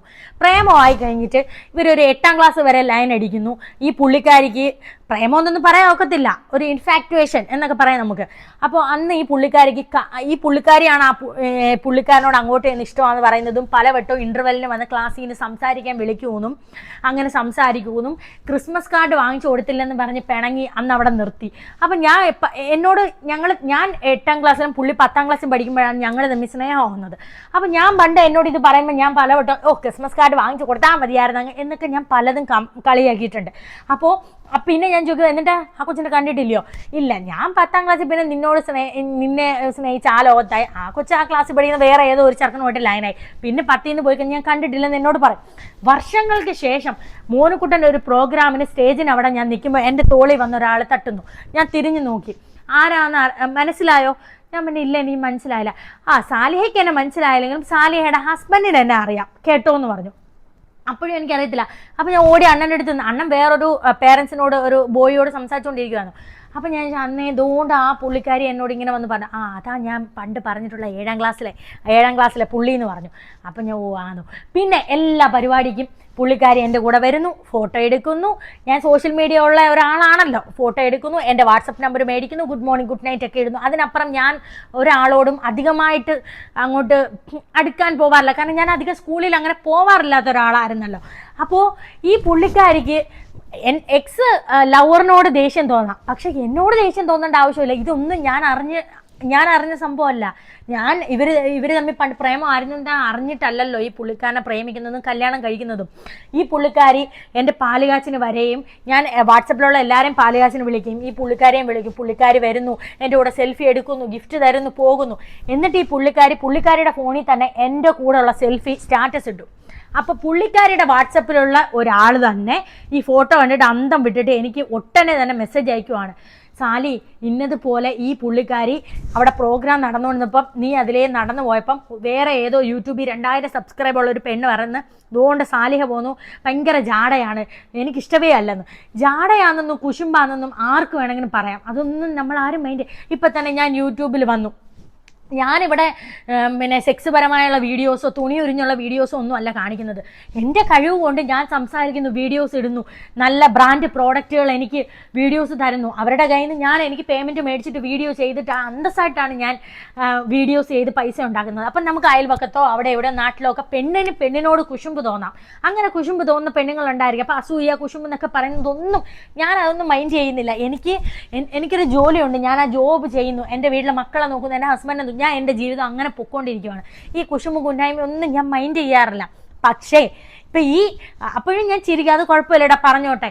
അങ്ങനെ അല്ല, നിന്റെ കൂടെ നിന്നെപ്പറ്റി അവിടെ ഇരുന്ന് ഇങ്ങനെ സംസാരിച്ചിട്ട് നിന്റെ പാലുകാച്ചന് വന്ന് സ്റ്റാറ്റസ് ഇട്ട് ദൈവമേ എങ്ങനെ അങ്ങനെ പറ്റുന്നു എന്ന് എനിക്ക് വിശ്വസിക്കാൻ പറ്റുന്നില്ല. ഞാൻ ഇരുന്നപ്പോഴുമാണ് ഇങ്ങനെ പറഞ്ഞത് എന്ന് പറഞ്ഞു. വോയിസ് റെക്കോർഡുകൾ ഒരുപാട് എൻ്റെ കയ്യിലുണ്ട്, ഞാൻ കേൾപ്പിക്കാൻ മുത്തുമണീസ്. അവളുടെ ഓരോ സംസാരങ്ങളും കാര്യങ്ങളൊക്കെ കേട്ട് കഴിഞ്ഞാൽ നിങ്ങൾ രണ്ടുപേരും പണ്ട് നിങ്ങളുടെ ജീവചരിത്രം മൊത്തം പണ്ടേ അറിയാവുന്നത് പോലെയാണ് പറഞ്ഞത്. ഞാൻ നിങ്ങളെ ഫോട്ടോ കണ്ടപ്പോഴേ ഞാൻ സത്യം പറഞ്ഞാൽ ഞാൻ അന്തം വിട്ടുപോയി. കാരണം അന്ന് ഞാൻ നിന്റെ കൂടെ നിന്ന് ഫോട്ടോ എടുത്തതിന് എന്നെ വിളിച്ചിട്ട് എന്തൊക്കെയാ പറഞ്ഞേ, ഇങ്ങനത്തെ ഒരു പെണ്ണ് കൂടെയാണോ നീ കൂട്ടുകൂടുന്നത്, അങ്ങനെയാണ് ഇങ്ങനെയാണ് പറഞ്ഞത്. ഞാൻ വിളിച്ചിട്ട് എന്താ ഇങ്ങനെ നിന്റെ അത്രയും വൈരാഗ്യമുള്ള പോലെയാണ് സംസാരിച്ചത്. പറയാൻ പറ്റാത്തതും അവർ എന്നോട് പറഞ്ഞിട്ടുണ്ട്, ഞാൻ എന്നോട് പറഞ്ഞില്ല. അപ്പൊ ഞാൻ വിളിച്ചത് എന്തോ മുൻവൈരാഗ്യമുള്ള അങ്ങനെ അത്രയും പറഞ്ഞില്ലേ, എന്നെ വിളിച്ചവൾ അങ്ങനെ പറയണമെങ്കിലേ. അപ്പൊ ഞാനിതന്ന് നിന്നോട് പറഞ്ഞപ്പോഴും നീ ഇങ്ങനെ തന്നെ അന്ന് എന്നോട് പറഞ്ഞേ, ഒരു തെറ്റ് ശരി ഏതാണ്ട് ശരി തന്നെ നിലനിൽക്കൂ, അങ്ങനെയൊക്കെയാണ് നീ അന്ന് എന്നോട് പറഞ്ഞത്. സത്യം പറഞ്ഞാൽ എനിക്ക് കണ്ടിട്ട് ഞാൻ കിളി പോയി. ഈ ഫോട്ടോ ഞാൻ അങ്ങനെ പറഞ്ഞു. അവള് ഇപ്പൊ നിന്നെ കെട്ടിപ്പിടിച്ചോണ്ട് ഫോട്ടോ കണ്ടപ്പോഴേ അങ്ങനെ പറഞ്ഞ അവള് കെട്ടിപ്പിടിച്ച് എന്റെ കൂടെ ഫോട്ടോ ഇട്ടു. കൂട്ടത്തിൽ ഇരുന്ന് വലിയൊരു അലിഗേഷൻ ആണ് പറഞ്ഞത്. ഞാൻ കല്യാണത്തിന് മുമ്പ് 2-3 പ്രസവിച്ച് പല കുഞ്ഞുങ്ങളെ അനാഥാലയത്തിൽ ഏൽപ്പിച്ചു. അത് കഴിഞ്ഞിട്ടാണ് പൊന്നൂസും മോട്ടനും അപ്പൊ കെട്ടാ മുട്ടി നിന്നപ്പോൾ സാധാരണ ഗൾഫിൽ നിന്ന് വിളിച്ചു വരുത്തി കെട്ടിയതാണ്. അപ്പോൾ ഇതൊക്കെ കേട്ടിട്ട് എൻ്റെ കൂടെ നിന്ന് ഫോട്ടോ എടുത്ത് സ്റ്റാറ്റസും കാര്യങ്ങളൊക്കെ ഇട്ടപ്പോൾ ഈ പുള്ളിക്കാരി അന്തം വിട്ടിട്ട് എന്നോട് വന്ന് പറയാം. അപ്പം ഞാൻ പറഞ്ഞു പടച്ചോനറിയാലോ സത്യം, പടച്ചോനറിയാലോ, അങ്ങനെയൊക്കെ പറഞ്ഞ കുഴപ്പമില്ല, പടച്ചോൻ സത്യം മാത്രം നിലനിൽക്കും എന്ന് ഞാൻ ഈ പുള്ളിക്കാരിയോട് പറഞ്ഞു. അപ്പോൾ ഈ പുള്ളിക്കാരി പൊന്നൂൻ്റെ ക്ലാസ്സിലുള്ള വേറൊരു കുട്ടിയുടെ പേരൻസിനോട് ഇത് പറഞ്ഞപ്പോൾ അവർ പറഞ്ഞത്, സാലി നമ്മളെ കാണുമ്പോൾ നല്ല രീതിയിലാണ് സംസാരിക്കുക ഇടപഴകുകയും ചെയ്യുന്നത്, നമ്മളോട് എങ്ങനെ നിൽക്കുന്നു എന്ന് മാത്രം നോക്കിയാൽ മതി, മറ്റൊരാൾ എന്തോ പറഞ്ഞോട്ടെ, അത് നമ്മൾ മനസ്സിൽ വെച്ചിട്ട് സാലിയോട് പെരുമാറേണ്ട ആവശ്യമില്ലെന്ന് ഈ പുള്ളിക്കാരിക്ക് പറഞ്ഞു കൊടുത്തു. അതുകൊണ്ട് ഈ പുള്ളിക്കാരി ഇതൊന്നും എന്നോട് പറയാതെ മറച്ചു വെച്ചു. അപ്പോൾ എനിക്ക് സത്യം പറയാൻ ഭയങ്കര വിഷമമായിപ്പോയി. അപ്പം ഞാൻ ഈ പുള്ളിക്കാരിയെ വിളിച്ചിട്ട് ചോദിച്ചൊന്ന് കാണാൻ പറ്റുമോ? കാണാൻ പറ്റും, ഞാൻ ഇവിടെ ഉണ്ട്. ഇവർ ഒറ്റയ്ക്കാണ് താമസിക്കുന്നത്, വീടും പരിസരവും ഒന്നും ഇല്ല, എല്ലാവരും അടിച്ചിറക്കി വിട്ടിട്ട് ഒറ്റയ്ക്കൊന്നും താമസിക്കുമല്ലേ. അപ്പം ഞാൻ പുള്ളിക്കാരെ നേരിട്ട് കണ്ടു ചോദിച്ചു, ഈ കഴിഞ്ഞ 1 വർഷമായിട്ട് എൻ്റെ അടുത്ത് നല്ല രീതിയിൽ വല്ലപ്പോഴൊക്കെ പെരുന്നാളിനും ഇതിനുമൊക്കെ വിശേഷം അയക്കുന്നു, ഞങ്ങളുടെ വീട്ടിൽ പാലുകാച്ചിന് വരുന്നു, എൻ്റെ കൂടെ ഫോട്ടോ എടുക്കുന്നു, വീഡിയോ എടുക്കുന്നു, എന്നിട്ട് എന്നെപ്പറ്റി ഇത്രയും വലിയൊരു അലിഗേഷൻ. നിങ്ങൾ പരസ്പരം പ്രേമിച്ചവരായിക്കോട്ടെ, പക്ഷേ എന്നെപ്പറ്റി ഒന്നും അറിയാത്ത എന്നെപ്പറ്റി ഇത്രയും വലിയൊരു അലിഗേഷൻ എങ്ങനെ പറയാൻ തോന്നി? എൻ്റെ പച്ചമാംസം 1 വർഷമായിട്ട് എങ്ങനെ തിന്നാൻ തോന്നി? നിങ്ങൾ എത്ര പേരൻസിനോട് ഇത് പറഞ്ഞു കാണും? മാനേജ്മെന്റിന്റെ മടിയിൽ കയറി ഇരിക്കാൻ അവകാശമുള്ള പെൺകൊച്ചാണ് ഈ കൊച്ചി. കാരണം ഈ പെൺകുട്ടി അവിടെ നേരത്തെ പഠിച്ചിട്ടുള്ള പെണ്ണാണ് എന്ന് വെച്ചാൽ അവിടെ +1 +2 പഠിച്ചിട്ടുണ്ട്. അപ്പോൾ ഇവർ ഭയങ്കര കൂട്ടാണ്. ഈ കൊച്ചിനെ അവിടെ മാഗസീനിൽ ഫോട്ടോ ഇടൂ, അവർ തമ്മിൽ ഭയങ്കര കൂട്ടാണ്, എല്ലാത്തിനും ഫ്രണ്ടിലെടുത്ത് വെക്കും. അപ്പം മാനേജ്മെൻറ്റുമായിട്ട് ഈ കാര്യങ്ങളാണ് ചർച്ച ചെയ്യുന്നത്. അപ്പം മാനേജ്മെൻറ്റിന് എന്നോടൊരു ദേഷ്യമാണ്, അവരുടെ ഫ്രോക്ക് കൊള്ളത്തില്ലെന്ന് ഞാൻ പറഞ്ഞു. അപ്പോൾ എൻ്റെ ഹസ്ബൻഡിൻ്റെ ആദ്യത്തെ കാമുകിക്കും എന്നോട് ദേഷ്യമാണ്. അപ്പോൾ അവരുടെ സ്കൂളിൽ പഠിച്ച ആളുമാണ്. ഇവർ തമ്മിൽ ഭയങ്കര മാനേജ്മെൻറ്റും ഈ പെൺകുട്ടിയും തമ്മിൽ ഭയങ്കര അടുപ്പമാണ്. അപ്പോൾ ഇവർ എങ്ങനെ നമ്മളെ എന്തെങ്കിലും ചെയ്യാമെന്ന് ആലോചിച്ച് ഇങ്ങനെ പരസ്പരം കുറ്റങ്ങളും ഒക്കെ പറഞ്ഞുകൊണ്ടിരിക്കുകയാണ്. അല്ലാതെ നമ്മളെ കയറി ഒന്നും ചെയ്യാനുള്ള റൈറ്റ്സ് ഒന്നും ഇവർക്കില്ലല്ലോ. അപ്പം പരസ്പരം പറഞ്ഞു പോവുകയാണ്. ഞങ്ങൾ സ്കൂളിൽ നിന്ന് TC മേടിച്ച് പോകുന്നതോടെ ചിലപ്പം എന്തെങ്കിലും തെറ്റുകുറ്റങ്ങൾ അവരുടെ കയ്യിൽ നിന്ന് വരുമ്പോൾ പുറത്ത് വരുത്തില്ലല്ലോ, ഞാൻ വീഡിയോ അങ്ങനെ ഇട്ടാലോ എന്ന് ഭയക്കുവാണ്. ഇവിടെ അരുതാത്ത രീതിയിൽ ഒരു കൊച്ചിൻ്റെ ബാഗിൽ നിന്നും വൃത്തിയായിട്ടൊരു സാധനം പിടിക്കുകയും അതിനുശേഷം ഒരു പെൺകൊച്ചിനെയും ആൺകൊച്ചിനെയും ഒരു സ്ഥലത്ത് വെച്ച് പിടിക്കുകയും ചെയ്തു. സ്കൂൾ മാനേജ്മെൻറ്റ് അവരുടെ പേരൻസിനെ അറിയിക്കുകയോ, പേരൻസിനെ അറിയിച്ചാലല്ലേ കുഞ്ഞുങ്ങൾ തെറ്റിലോട്ട് പോകുമ്പോൾ അവർ തിരുത്താൻ പറ്റൂ. ഇത് സ്കൂളിൻ്റെ ഇതിനെ ബാധിക്കുന്നു എഴുതി സ്കൂൾ മാനേജ്മെൻറ്റ് പേരൻസിനെ അറിയിക്കാതെ മറച്ചു വെച്ചു. അത് ആ ക്ലാസ്സിലുള്ള ഒരു കൊച്ച് ആ കൊച്ചിൻ്റെ വീട്ടിൽ പോയി പറഞ്ഞെന്ന്. ഇതെല്ലാം പൈസ കൊടുത്ത് അനങ്ങാതെ അങ്ങ് മൂടും. ഇതൊക്കെ പൈസ കൊടുത്ത് കുറച്ച് പാർട്ടിക്കാരെ കൂടെ നിർത്തിയിട്ടുണ്ട്. ഇതൊക്കെ കൊണ്ട് വലിയ എന്തോ ആണെന്നൊരു വിചാരമുണ്ട്. നിങ്ങളെല്ലാം അറിഞ്ഞതിന് ശേഷം നമ്മൾ എന്തിനാണ് വഴക്കിനും പ്രശ്നത്തിനൊക്കെ പോകുന്നത്? നമ്മുടെ മക്കളുടെ TC മേടിച്ച് അനങ്ങാതെ നമ്മുടെ കുഞ്ഞുങ്ങളുടെ ഭാവി ഓർത്ത് അനങ്ങാതെ നമ്മുടെ മക്കളെയും കൊണ്ട് പോകാമെന്ന് വിചാരിച്ചതാണ്. അപ്പോഴാണ് ഞങ്ങൾ ഒരു സ്ഥലത്ത് പോയിട്ട് തിരിച്ചു വരാൻ നേരം പൊന്നൂസിനെ മോട്ടനെ വിളിക്കാൻ വേണ്ടി സ്കൂളിൽ കയറാൻ നേരം, ഇതിന് മുമ്പ് അവിടെ സ്കൂളിൽ വണ്ടി പാർക്ക് ചെയ്ത സമയത്ത് വണ്ടിക്കകത്ത് ഏതോ ഒരാൾ കാറിൽ പിള്ളേരായിരിക്കാം ഒരിക്കൽ കല്ല് വെച്ച് വരച്ചു. പിന്നെ ഒരിക്കൽ ഡോറിൽ ഇടിച്ചുകൊണ്ട് ഡോറ് തുറക്കാൻ ഒക്കത്തില്ല. ആ ഡോറ് നമ്മുടെ ബാക്ക് വശത്തെ ഒരു ഡോറ് തുറക്കാൻ ഒക്കത്തില്ല. അപ്പം നമ്മൾ വിചാരിച്ചു സർവീസ് ചെയ്യുമ്പം കൊടുത്ത് ശരിയാക്കാം. പിന്നെ വരയ്ക്കുകയും ചെയ്തു. നമ്മളൊരു പെയിൻ്റ് അടിക്കണ എത്ര രൂപ ചിലവാകും? നമ്മളൊരു ആയുസിൻ്റെ പകുതി കഷ്ടപ്പെട്ടിട്ടാണ് ഒരു വണ്ടി എടുക്കുന്നതും അതിന് ഓരോ മാസവും CC അടയ്ക്കുന്നതും. അപ്പോൾ ആ 2 വട്ടം ഒരു അബദ്ധം പറ്റിക്കൊണ്ട് ഒരു വിഷമമുണ്ട്. മൂന്നാമതൊരു 10ാം ക്ലാസ് പഠിക്കുന്ന ഒരു കുട്ടി കൈ ഇങ്ങനെ മടക്കി ഇടിക്കുന്നത് ഞാൻ കാറിൽ ഇരിക്കുവാണ്. പുള്ളിക്കാരൻ നടന്ന് ബാഗുമായിട്ട് വന്നപ്പോൾ അപ്പം 2 വട്ടം നമുക്ക് അനുഭവം ഉണ്ടല്ലോ എന്നോർത്ത് പുള്ളിക്കാരൻ നമ്മുടെ മക്കളെ വഴക്ക് പറയുന്ന പോലെ ഡാ എന്തുവാടാ ഹറാം പറപ്പ് കാണിക്കുന്നത് എന്ന് പറഞ്ഞു. ഈ ഹറാം പറപ്പ് എന്ന് പറയുന്ന ഈ അറബി വാക്ക് അവർക്ക് വലിയ കുറ്റമായിപ്പോയി. പിറ്റേന്ന് ഈ കൂട്ടത്തിലുള്ള ഒരു ചെറുക്കൻ്റെ അമ്മയും വിളിച്ചുകൊണ്ട് വന്നു. അതേസമയം കുഞ്ഞുങ്ങളെ വിളിക്കാൻ പോയപ്പോൾ അമ്മ ഒന്ന് ആറാം പറപ്പ് എന്നുള്ള വാക്കാണ് പിള്ളേരുടെ അടുത്ത് പറയുന്നത്. അപ്പോൾ ഞാൻ വളരെ മാന്യമായിട്ട് ഞാനും പറഞ്ഞു, മക്കളുടെ മുതലല്ലല്ലോ അണ്ണ ഇപ്പൊ പോയ ഇനി എന്നോട് വഴക്കിന് വരുമായിരിക്കും.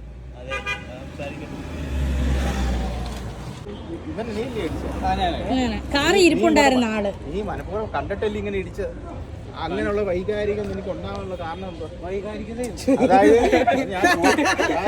ശരിക്കും എന്തുവാ ഞാൻ ചോദിക്കട്ടെ, നിനക്ക് ഇങ്ങനെ ഒരു ഇടി ഇടിക്കാനുള്ള അങ്ങനല്ല ഇങ്ങനെ നീ അങ്ങനല്ല, നീ ഇടിച്ചത് ഞാൻ കണ്ടേ. അതുമല്ല, ഞാൻ കാറിൽ ഇരിപ്പുണ്ട്, നീ എന്നെ കാണുന്നില്ല. വണ്ടി പറ്റുന്നത് അല്ലല്ലോ, അത് ന്യായീകരിക്കാനല്ല. അവൻ ചെയ്ത് തെറ്റ് തന്നെയാ. അവൻ പറഞ്ഞാ കൊടുത്തത്, പറഞ്ഞു തന്നെ കൊടുത്തത്. ഏതാ ഇവനല്ല, ഇവൻ അങ്ങോട്ട് പോയിട്ട് ഇവൻ കിടന്ന് കുറു കുറുക്കുന്നു. ഇവൻ കടന്ന് വേറെ രീതിയിലൊക്കെ അങ്ങോട്ടും ഇങ്ങോട്ടും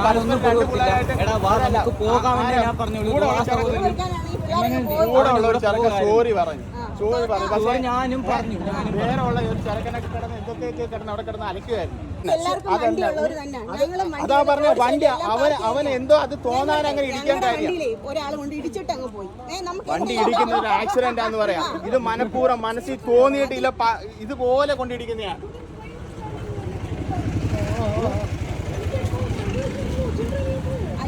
അതല്ല, ഇന്നലെ ഞാൻ വണ്ടി ഇവിടെ കൊണ്ടിട്ടു. ഈ ചെറുക്കൻ മനഃപൂർവ്വം വന്നിട്ട് ഇങ്ങനെ കൈ വെച്ചിട്ട് ആ ചെറുക്കൻ വണ്ടി ഇവിടെ സൈഡിൽ പാർക്ക് ചെയ്ത് ഞാൻ നടന്നു പോകും. ഞാൻ ഇങ്ങനെ ഇടിച്ചിരുന്ന സത്യമാണ്. ഇതെന്നും പറഞ്ഞ് മനഃപൂർവ്വം അങ്ങനെ ഇടിക്കും. ഞാൻ മനഃപൂർവ്വം അല്ല, നീ ഇങ്ങനെ ഇടിച്ചെന്തിനാ? വെച്ച് ഹോങ്ങി എന്തിനാ? അത് മനഃപൂർവ്വം അല്ലേ മോനെ? നിന്റെ തോള് തട്ടിയോ, നിന്റെ തോള് തട്ടിയോ അല്ലെങ്കിൽ ഇത് തട്ടിയോ മനഃപൂർവ്വം അല്ല. പ്രിൻസിപ്പൽ അതവിടെ തീർത്തു. അപ്പോഴാണ് ഇവർ ക്യാമറ പ്രിൻസിപ്പൾ അതുപോലെ ചെന്ന് പറയുവാണ് ഈ പെണ്ണുണ്ട്. അപ്പോൾ ഇവർക്ക് വീണ് കിട്ടിയ ഒരു അവസരമായിപ്പോയി, ഭയങ്കരാത്തൊരു അവസരമായി പോയപ്പോഴത്തേക്കും ഇവർ രണ്ട് കൂട്ടരും കൂടെ പെട്ടെന്ന് പറയുകയാണ്, ഞങ്ങൾ പോകുന്നതിന് മുമ്പ് പോകുമ്പം ആ പുതിയ സ്കൂളിൽ ചെല്ലുമ്പോൾ എന്താണ് ഇവിടുന്ന് മാറാഞ്ഞത്, കുട്ടികളുടെ ഭാവി നശിച്ചുകൊണ്ടിരിക്കുകയാണെന്ന് ഞാൻ പറഞ്ഞാലും വിശ്വസിക്കാതിരിക്കാൻ വേണ്ടിയിട്ട് ഈ പേരൻസിനെ വിളിച്ച് പറയുകയാണ്, ജാതികളാണ് ഞങ്ങളുടെ മക്കളെ നമ്മൾ ഇവിടുന്ന് CC കൊടുത്ത് മാറ്റിയാൽ പോലും ഞങ്ങൾ ഈ നാട്ടിൽ തന്നെ ഉണ്ടെന്ന്, ഞങ്ങൾ എപ്പോൾ വേണമെങ്കിലും അവരെയൊക്കെ വെട്ടിക്കൊല്ലാം, ഞങ്ങൾ ഈ നാട്ടിൽ തന്നെ ഉണ്ട്, പേടിക്കണം. പിന്നെ നിങ്ങളുടെ കുഞ്ഞിൻ്റെ ഭാവി എന്ന് വെച്ചാൽ ആ പൊടിച്ചിറങ്ങണേ ഞങ്ങളെങ്ങനെ വെട്ടിക്കൊന്നാലോ, നിങ്ങളുടെ കുഞ്ഞിൻ്റെ ഭാവി നിങ്ങൾ സുരക്ഷിതം ആക്കണം, നിങ്ങൾ തന്നെ ഉറപ്പുവരുത്തണം എന്ന് പറഞ്ഞു കൊടുത്തേക്കുന്നു. സ്കൂൾ കെട്ടിപ്പൊക്കാനും 3% കുഞ്ഞുങ്ങൾ പഠിക്കുന്നത് മുസ്ലിമാണ്, ഞങ്ങളുടെ പണം വേണം, മറ്റു കുഞ്ഞുങ്ങളുടെ ഭാവി നശിപ്പിച്ചുകൊണ്ട് അവനവന്റെ മക്കളെ ഡോക്ടറാക്കാനും എഞ്ചിനീയർ ആക്കാനും വല്ല സ്ഥലങ്ങളിലും വിട്ടേക്കുക, വല്ല പാവപ്പെട്ടവന്റെയും പണം അടിച്ചെടുത്ത് സ്വന്തം മക്കളെ ഉയർത്തി നിലയിലാക്കാൻ വേണ്ടിയിട്ട് ശ്രമിക്കുന്നുണ്ട്, മറ്റു കുഞ്ഞുങ്ങളുടെ ഭാവി അടിച്ചു താഴ്ത്തിക്കൊണ്ട്. ഇതൊന്ന് പുറത്ത് വരാതിരിക്കാൻ വേണ്ടിയിട്ട് എൻ്റെ വാ മൂടി കിട്ടാൻ ശ്രമിച്ചതാണ്. അപ്പോൾ നമ്മുടെ അടുത്ത് പറയാണ് 18 വയസ്സിന് താഴെയുള്ള ചെറുക്കനായതുകൊണ്ട് ഗ്ലാസ് അടിച്ച് പൊട്ടിച്ചാലോ എൻ്റെ തല അടിച്ച് പൊട്ടിച്ചാലോ ഒന്നും നമുക്ക് തിരിച്ച് സംസാരിക്കാനുള്ള റൈറ്റ്സ് ഇല്ല. ഓക്കെ, വിട്ടു. ആ കുഞ്ഞിനോട് നമുക്ക് ഒരു ദേഷ്യവും ഇല്ല, കൊച്ചു കുഞ്ഞുങ്ങൾ അല്ലേ, ഒരു ദേഷ്യത്തിന്റെ പുറത്ത് എന്തിനാണ് ഹറാം പറപ്പ് കാണിക്കുന്നത്? 2 വട്ടം ഇങ്ങനെ അബദ്ധം പറ്റിയിട്ടുണ്ട്, നമുക്കൊരു ഇത് വന്നിട്ടുണ്ട്, പൈസ ചെലവ് വന്നിട്ടുള്ളതുകൊണ്ടാണ് അങ്ങനെ പറഞ്ഞു പോയത്. അപ്പോൾ ആ കുഞ്ഞിനോട് ഒരു ദേഷ്യം നമുക്കില്ല. ഞാൻ ആ വീഡിയോയിൽ സംസാരിക്കുന്നതിൽ തന്നെ ഉണ്ട്. ഞങ്ങളപ്പോൾ എന്ത് ചെയ്യണം? ഞങ്ങൾ സ്ഥലവും വിറ്റ് വീടും വിറ്റ് ഞങ്ങളുടെ കുഞ്ഞുങ്ങളെ കൊണ്ട് നാട് വരണം. നിങ്ങളിങ്ങനെ കൊച്ചു കുഞ്ഞുങ്ങളുടെ ഭാവി നശിപ്പിച്ചുകൊണ്ട് നിങ്ങൾ പണം ഉണ്ടാക്കി സ്കൂളും വലിയ രീതിയിൽ കെട്ടിപ്പൊക്കിക്കൊണ്ടിരിക്കും. പിന്നെ സത്യം വിളിച്ചു പറയുന്നവൻ്റെ കൂടെ ആരും കാണത്തില്ല. ഇന്ന് എൻ്റെ കൂടെ ആരും കാണത്തില്ല. എന്നോട് കുശുമ്പും കുന്നായ്മയുള്ള പെണ്ണുങ്ങളായിക്കോട്ടെ, അവിടെ ഉള്ള ആരെങ്കിലും ആയിക്കോട്ടെ, അങ്ങനെ കാണത്തില്ല. പക്ഷേ സത്യം എന്നത് എന്നും നിലനിൽക്കുന്ന ഒരു സംഭവമാണ്.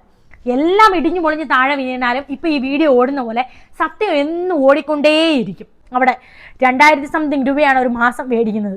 സെന്റ് തോമസ് സ്കൂളുകാർ വീട് വെച്ച് കൊടുക്കുന്നു എന്ന് പറഞ്ഞ് സ്കൂളിൽ ജോലി ചെയ്യുന്ന ഏറ്റവും താഴെ തട്ടിക്കിടക്കുന്ന ആരെങ്കിലും നോക്കി വീട് വെച്ച് കൊടുക്കും. സെന്റ് തോമസ് സ്കൂൾ വീട് വെച്ച് കൊടുക്കുന്നതാണ് പരസ്യം ചെയ്യുന്നത്. അതെങ്ങനെ ശരിയാവുന്നത്? സ്കൂളിലെ കുട്ടികളുടെ കയ്യിൽ നിന്നാണ് പൈസ പിരിക്കുന്നത്. സ്കൂൾ കുട്ടികളുടെ കയ്യിൽ നിന്ന് പൈസ പിരിച്ച് സെന്റ് തോമസ് സ്കൂളിന് ക്രെഡിറ്റും. പുനലൂരിലെ ഏറ്റവും മോശം സ്കൂൾ എന്ന് തന്നെ പറയാം, ശ്രീശക്തി കുടുംബശ്രീ. അവിടെ അതാണ് ചർച്ച ചെയ്യുന്നത്. ഒരു കൂട്ടം 2-3-4 പേരൻസിനെയും വെച്ചുകൊണ്ട് ഈ 2-3-4 പേരൻസ് ഈ ഫ്രോക്ക് കൊള്ളത്തില്ല എന്ന് പറഞ്ഞ അന്ന് മുതൽ പറഞ്ഞു കൊടുക്കുകയാണ്. ആ വീഡിയോയ്ക്ക് പോയി ബാഡ് കമൻറ്റ്സ് ഇട്, എന്നിട്ട് ഈ മാനേജറിന്റെ റൂമിൽ സ്കൂളിലുള്ള എല്ലാ ടീച്ചർമാരെയും കൂടെ വിളിച്ചിട്ട് പറയുവാണ്, എൻ്റെ ചാനലിൽ കയറി ഞാൻ ആ ഫ്രോക്ക് വലിയ രസമില്ലെന്നേ പറഞ്ഞുള്ളൂ, ആ വീഡിയോയ്ക്ക് റിപ്പോർട്ട് അടിക്കണമെന്ന്. എല്ലാ ടീച്ചർമാരും പന്നലായിരിക്കത്തില്ല. അതിലൊരു ടീച്ചർ തന്നെയാണ് എന്നോട് പറഞ്ഞത്, ഇതുപോലെ റിപ്പോർട്ട് അടിക്കാൻ പറഞ്ഞു. ഞാൻ അടിച്ചിട്ടില്ല കേട്ടോ, ദൈവദോഷമല്ലേ, ഞാൻ അടിച്ചിട്ടില്ല എന്ന് എന്നോട് ചിരിച്ചോണ്ട് പറഞ്ഞു. അടിച്ചാലും ഇവിടെ ഒന്നും സംഭവിക്കത്തില്ല. അതിൽ എന്തെങ്കിലും വൃത്തികേടോ എന്തെങ്കിലും നിങ്ങൾ കൊടുക്കുന്ന കാരണങ്ങളോ ഇല്ലെങ്കിൽ ആ വീഡിയോയ്ക്ക് ഒന്നും പോകത്തില്ല. ആ വീഡിയോ ഇപ്പോഴും അതിനകത്ത് തന്നെ ഉണ്ട്. ആ വീഡിയോയും എൻ്റെ ചാനലും കാണും. കഴിവുള്ളിടത്തോളം കാലം അടുത്ത ചാനലുമായിട്ടും വരും. സ്കൂളിനെ മൊത്തത്തിൽ ഇരുത്തിയും 10-15 ലക്ഷം രൂപ വേണമെങ്കിൽ നിങ്ങൾക്ക് 10,000 രൂപ കൊടുക്കുന്ന പോലെ 100 രൂപ കൊടുക്കുന്ന പോലെ ഉള്ളൂ. കാരണം അത്രമാത്രം വെട്ടിച്ചും സമ്പാദിച്ചും വെച്ചിട്ടുണ്ട്. ആ പൈസ കൊടുത്ത് എന്നെയോ എൻ്റെ ഹസ്ബൻഡിനെയോ നൈസായിട്ട് തട്ടിക്കളയാം. ഏതെങ്കിലും ഗുണ്ടകളെ വിട്ട് ചെറിയതായിട്ട് കള്ളം കയറി എന്നൊക്കെ പറഞ്ഞ് എൻ്റെ വീട് ആക്രമിക്കാം. എത്രയോ പൊടി കുഞ്ഞുങ്ങൾ ഫീസ് തന്ന് പഠിക്കുന്നു. നിങ്ങൾക്ക് വേണ്ട നിങ്ങളുടെ ടീച്ചർമാരുടെ കുഞ്ഞുങ്ങളെ അല്ലാതെ ഏതെങ്കിലും പിള്ളേരെ അവിടെ പൊക്കി വെക്കുന്നുണ്ടോ? ഇല്ല. ഇപ്പോൾ ഒരു യൂട്യൂബർ അവിടെ ഒരു കുഞ്ഞിനെ ചേർത്തിട്ടുണ്ട്. ആ യൂട്യൂബറിൻ്റെ വീഡിയോയിൽ ക്ലാസ്സിനകത്ത് കയറി ടീച്ചർ പഠിപ്പിക്കുന്നത് വരെ അവർ വ്ലോഗ് ഇട്ടിട്ടുണ്ട്. അതവർക്ക് പ്രശ്നമല്ല. കാരണം അവർ അവരുടെ ജാതിയിൽ പെട്ടവരാണ്, അവർക്ക് ഇഷ്ടമുള്ളവരാണ്, അവരെ കുറ്റം പറയാത്തവരാണ്, അവരെ സുഖിപ്പിക്കുന്നവരാണ്, തെറ്റ് കണ്ട പ്രതികരിക്കാത്തവരാണ്. ജനിച്ചതും മുസ്ലിമായിട്ടാണ്, ഞങ്ങൾ ഇനി മരിക്കുന്നത് മുസ്ലിമായിട്ട് തന്നെ ആയിരിക്കും. അതിന് ആരുടെ ഓശാരവും വേണ്ട. പിന്നെ ആരെ പേടിക്കുന്ന ആൾക്കാരല്ല ഞാൻ. കാരണം നിങ്ങൾ കുറേ കമ്മ്യൂണിസ്റ്റുകാരെയും കോൺഗ്രസ്സുകാരെയും കുറച്ച് പൈസ കൊടുത്ത് കയ്യിലാക്കി വെച്ചിട്ടുണ്ടായിരിക്കും. പക്ഷെ അതല്ല യഥാർത്ഥ കമ്മ്യൂണിസ്റ്റവും കോൺഗ്രസ് പാർട്ടിയോ ഒന്നും. എൻ്റെ അനിയനെ ഉറക്കുന്ന സമയത്ത് ഞാൻ പോയി കടന്നിട്ടുണ്ട് എൻ്റെ അത്തത്താടെ അടുത്ത്. അപ്പോൾ എനിക്ക് പറഞ്ഞു തന്നിട്ടുണ്ട് സമരം വിളിക്കാൻ തിരുവനന്തപുരത്ത് പോയ കഥകളും പട്ടിണി കിടന്ന കഥകളൊക്കെ. അതാണ് യഥാർത്ഥ കമ്മ്യൂണിസം. പൈസ കണ്ട് മലക്കം മറിയുന്ന കമ്മ്യൂണിസ്റ്റുകാരല്ല. അതുകൊണ്ട് അതൊക്കെ കേട്ട് വളർന്നിട്ടുള്ള ഒരു കൊച്ചുമോള് തന്നെയാണ് ഞാൻ. അല്ലറ ചില്ലറ ഭീഷണികളും അതും ഇതൊന്നും എൻ്റെ അടുത്ത് മുഴക്കി വരണ്ട. അതൊന്നും ഇവിടെ ഏക്കത്തില്ല. ആ ഒരു ഭീഷണികളും അല്ലാത്ത പണം കണ്ട് കണ്ണ് മഞ്ഞളിക്കുന്ന ആൾക്കാരൊന്നും അല്ല ഞങ്ങൾ. ഇന്ന് നിങ്ങളുടെ കയ്യിൽ ആ പണം എനിക്ക് അധ്വാനിച്ചാൽ നാളെ ആ പണം എൻ്റെ കയ്യിലും വരുമെന്ന് വിശ്വസിക്കുന്ന ആൾ തന്നെയാണ് ഞാൻ. പിന്നെ ഇതിന് വർഷങ്ങൾക്ക് മുമ്പ് സോഷ്യൽ മീഡിയയിൽ ഞാൻ ഒരു വീഡിയോ പോലും ഇട്ടിട്ടില്ലാതെ 2 പൊടി കുഞ്ഞുങ്ങളെയും കൊണ്ട് വീട്ടിലിരിക്കുന്ന ഒരു കാലം, സാധാരണ ഒരു വീട്ടമ്മയായിട്ടിരിക്കുന്ന ഒരു കാലഘട്ടം എനിക്കും ഉണ്ടായിരുന്നു വർഷങ്ങൾക്ക് മുമ്പ്. ഇന്നൊരു 3 വർഷം കൊണ്ടാണ് ഈ യൂട്യൂബ് എനിക്ക് റീച്ചായതും ഞാനൊരു സമ്പാദിക്കാൻ തുടങ്ങിയത്. പക്ഷെ അതിന് മുമ്പ് എനിക്ക് അങ്ങനെ ഒരു കാലം ഉണ്ടായിരുന്നു. കടങ്ങളും ബാധ്യതകളും ഒക്കെ ആയിട്ട് എൻ്റെ വീട്ടിലിരിക്കുന്ന ഒരു സമയം. കോവിഡ് കാലഘട്ടത്ത് ഞാൻ എൻ്റെ വീട്ടിലിരിക്കുന്ന സമയത്ത് ഇതുപോലെ ഒരു BJP നേതാവ് കോവിഡ് എഴുതുന്ന ഒരു വീട്ടിൽ വെള്ളം കൊടുക്കാതെ പോയി എന്നത് കണ്ണുകൊണ്ട് കണ്ടപ്പോൾ ഞാൻ ഒരു വീഡിയോയിൽ പോലും ഇതുപോലെ ക്യാമറയുടെ മുമ്പിൽ സംസാരിക്കാതെ അങ്ങനെ സംസാരിച്ച് എനിക്ക് ശീലമില്ലാത്തൊരു കാലത്ത് അയ്യോ ആ ചെയ്ത് തെറ്റല്ലേ എന്ന് എൻ്റെ മനസാക്ഷി കുത്തിന് തോന്നി ഞാനൊരു വീഡിയോ ഇട്ടു. ആരോടും ചോദിക്കാതെ ഫോൺ ഓണാക്കി വെച്ച് ഫേസ്ബുക്കിൽ ഒരു വീഡിയോ ഇട്ടു. കോവിഡ് സമയത്ത് ഇത് ചെയ്ത് ശരിയായില്ല. ക്വാറന്റൈൻ ഇരിക്കുന്ന ആൾക്കാർ അവർ പല മാനസികാവസ്ഥയിൽ ഇരിക്കുന്നവരാണ്. അവരെ ചേർത്ത് പിടിക്കണം. അവർക്ക് കുടിവെള്ളം കൊടുക്കാതെ പോയി തെറ്റായി. അന്ന് വരൾച്ചയുള്ള സമയത്താണ് പറഞ്ഞ് ഞാനൊരു വീഡിയോ ഇട്ടു. അന്ന് പല രാഷ്ട്രീയക്കാരും എൻ്റെ വീട്ടിൽ വന്നു, മോളെ ആ വീഡിയോ ഡിലീറ്റ് ആക്കണം മോളെ എന്ന് പറഞ്ഞു. പോലീസ് സ്റ്റേഷനിൽ നിന്ന് വിളിച്ച് വീഡിയോ ഡിലീറ്റ് ആക്കണം, സൈബർ സെല്ലിൽ നിന്ന് വിളിച്ച് വീഡിയോ ഡിലീറ്റ് ആക്കണം. എൻ്റെ വീട്ടിൻ്റെ ഫ്രണ്ടിൽ കൂടെ മാർച്ച് നടത്തി BJPക്കാർ. പിന്നെ ഫേസ്ബുക്കിൽ നിന്ന് വീഡിയോ ഡിലീറ്റ് ആക്കണമെന്ന് ഞാൻ മാപ്പ് പറയണം. തലയേർത്ത് താഴെ വെച്ചാലും മാപ്പ് എന്നുള്ള സംഭവം സാലി പറയത്തില്ലെന്ന് പറഞ്ഞു. ഇന്നും ആ വീഡിയോ എൻ്റെ ഫേസ്ബുക്കിൽ ഓടുന്നുണ്ട്. ഇന്നും വർഷങ്ങൾക്ക് ശേഷവും. ഞാൻ സത്യം പറയാൻ നമ്മൾ ആരെയും ഭയക്കേണ്ട ആവശ്യമില്ല. പക്ഷേ ആ BJP നേതാവിനോട് എനിക്ക് ആ പുള്ളിക്കാരനോട് പേഴ്സണലി ഒരു ദേഷ്യമോ കാര്യങ്ങളോ ഒന്നുമില്ലായിരുന്നു. പല കല്യാണ വീടുകളിലും വെച്ച് വർഷങ്ങൾക്ക് ശേഷം ഞാൻ ആ പുള്ളിയെ കണ്ടിട്ടുണ്ട്, ഞാൻ ചിരിച്ചിട്ടുണ്ട്, പുള്ളി എന്നെയും നോക്കി ചിരിച്ചിട്ടുണ്ട്. അത് റിയലൈസ് ചെയ്തു. കാരണം ഒരു തെറ്റ് കണ്ടപ്പോൾ ആ കുട്ടി പ്രതികരിച്ചതാവാമെന്ന് പുള്ളിക്ക് പിന്നീട് തോന്നിക്കാണും. പാർട്ടിക്കാരത് വലിയ ഇഷ്യൂ ആക്കിയെങ്കിലും. പക്ഷേ ആ ഭീഷണിക്കൊന്നും ഞാൻ വഴങ്ങിയിട്ടില്ല. ഇന്നും ഫേസ്ബുക്കിൽ വർഷങ്ങൾക്ക് ശേഷം ആ വീഡിയോ ഓടുന്നുണ്ട്. അതുകൊണ്ട് എന്തെങ്കിലും കാട്ടി പേടിപ്പിക്കാന്നോ അല്ലെങ്കിൽ ഞങ്ങളെ അങ്ങ് തട്ടിക്കളയാന്നുള്ള മനോഭാവവുമായിട്ട് ഇങ്ങോട്ട് വരണ്ട. രാഷ്ട്രീയം ഒക്കെ നടക്കുന്ന സമയത്ത് മതമാണല്ലോ ഏറ്റവും വലിയ പ്രശ്നം. മതമാണല്ലോ പ്രശ്നം. മതവും പ്രശ്നമാണ്.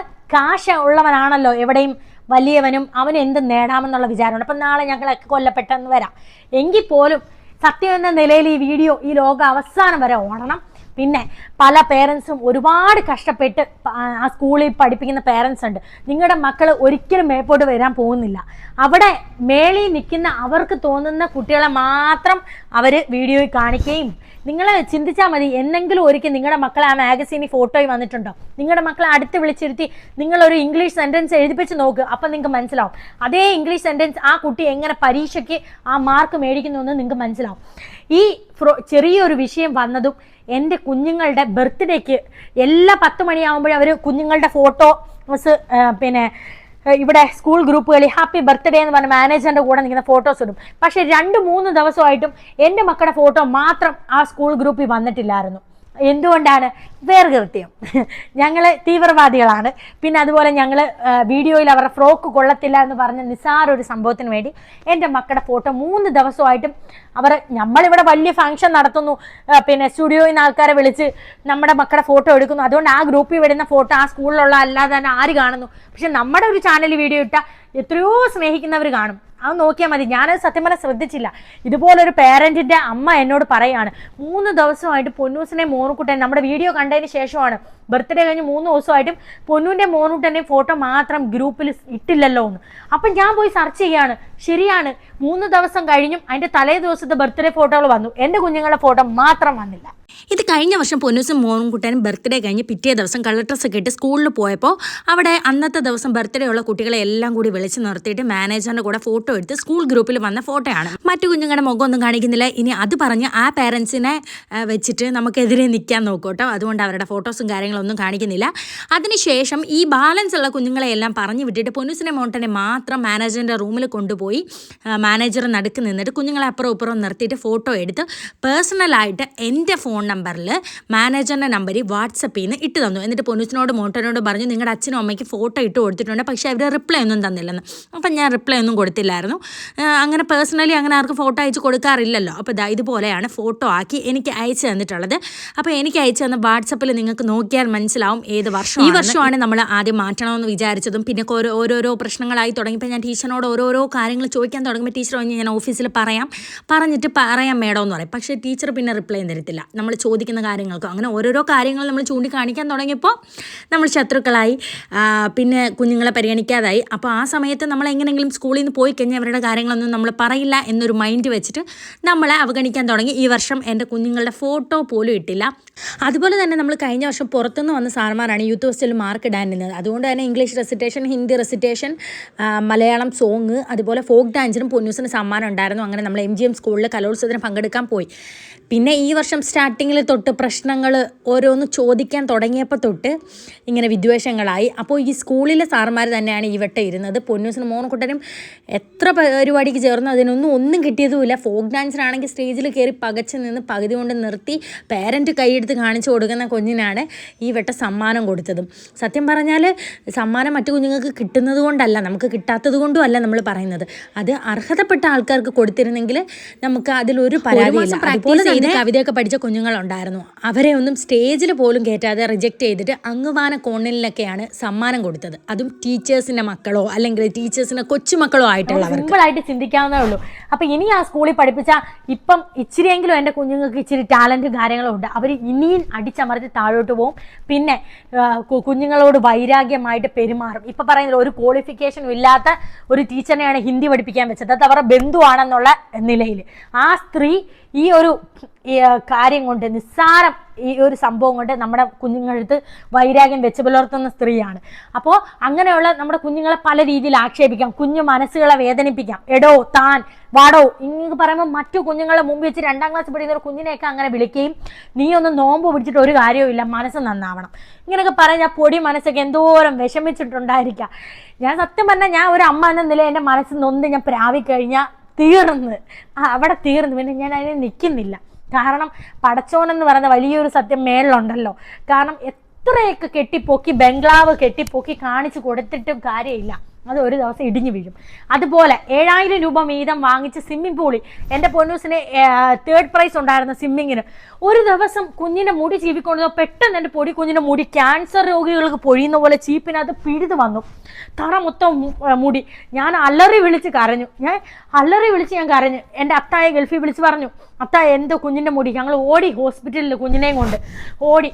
അപ്പോൾ ഡോക്ടർ പറയാണ്, ഇത് എന്തിൻ്റെയോ ഇൻഫെക്ഷൻ ആയിട്ട് വന്നതാണ്, അല്ലെങ്കിൽ എന്തോ പ്രശ്നമാണ്, നമ്മളത് കണ്ടുപിടിക്കണം. അപ്പോൾ പൊന്നൂസിനെ മുടി ഇന്നാൾക്ക് നമ്മൾ വെട്ടിയെന്ന് പറഞ്ഞാൽ എന്തിനാ വളർന്നില്ലേ മുടിയൊക്കെ വെട്ടുന്നതെന്നൊക്കെ കുറേ കമൻറ്റ് കണ്ടു. അപ്പോൾ നമ്മുടെ പൊന്നൂസിൻ്റെ മുടി നമ്മൾ വെട്ടിയെന്ന് പറഞ്ഞാൽ പൊന്നൂസിന് കാൽസ്യത്തിൻ്റെ ഒക്കെ കുറവാണെന്ന് തോന്നുന്നു. മുടി ഇങ്ങനെ പൊഴിയുന്നുണ്ടായിരുന്നു.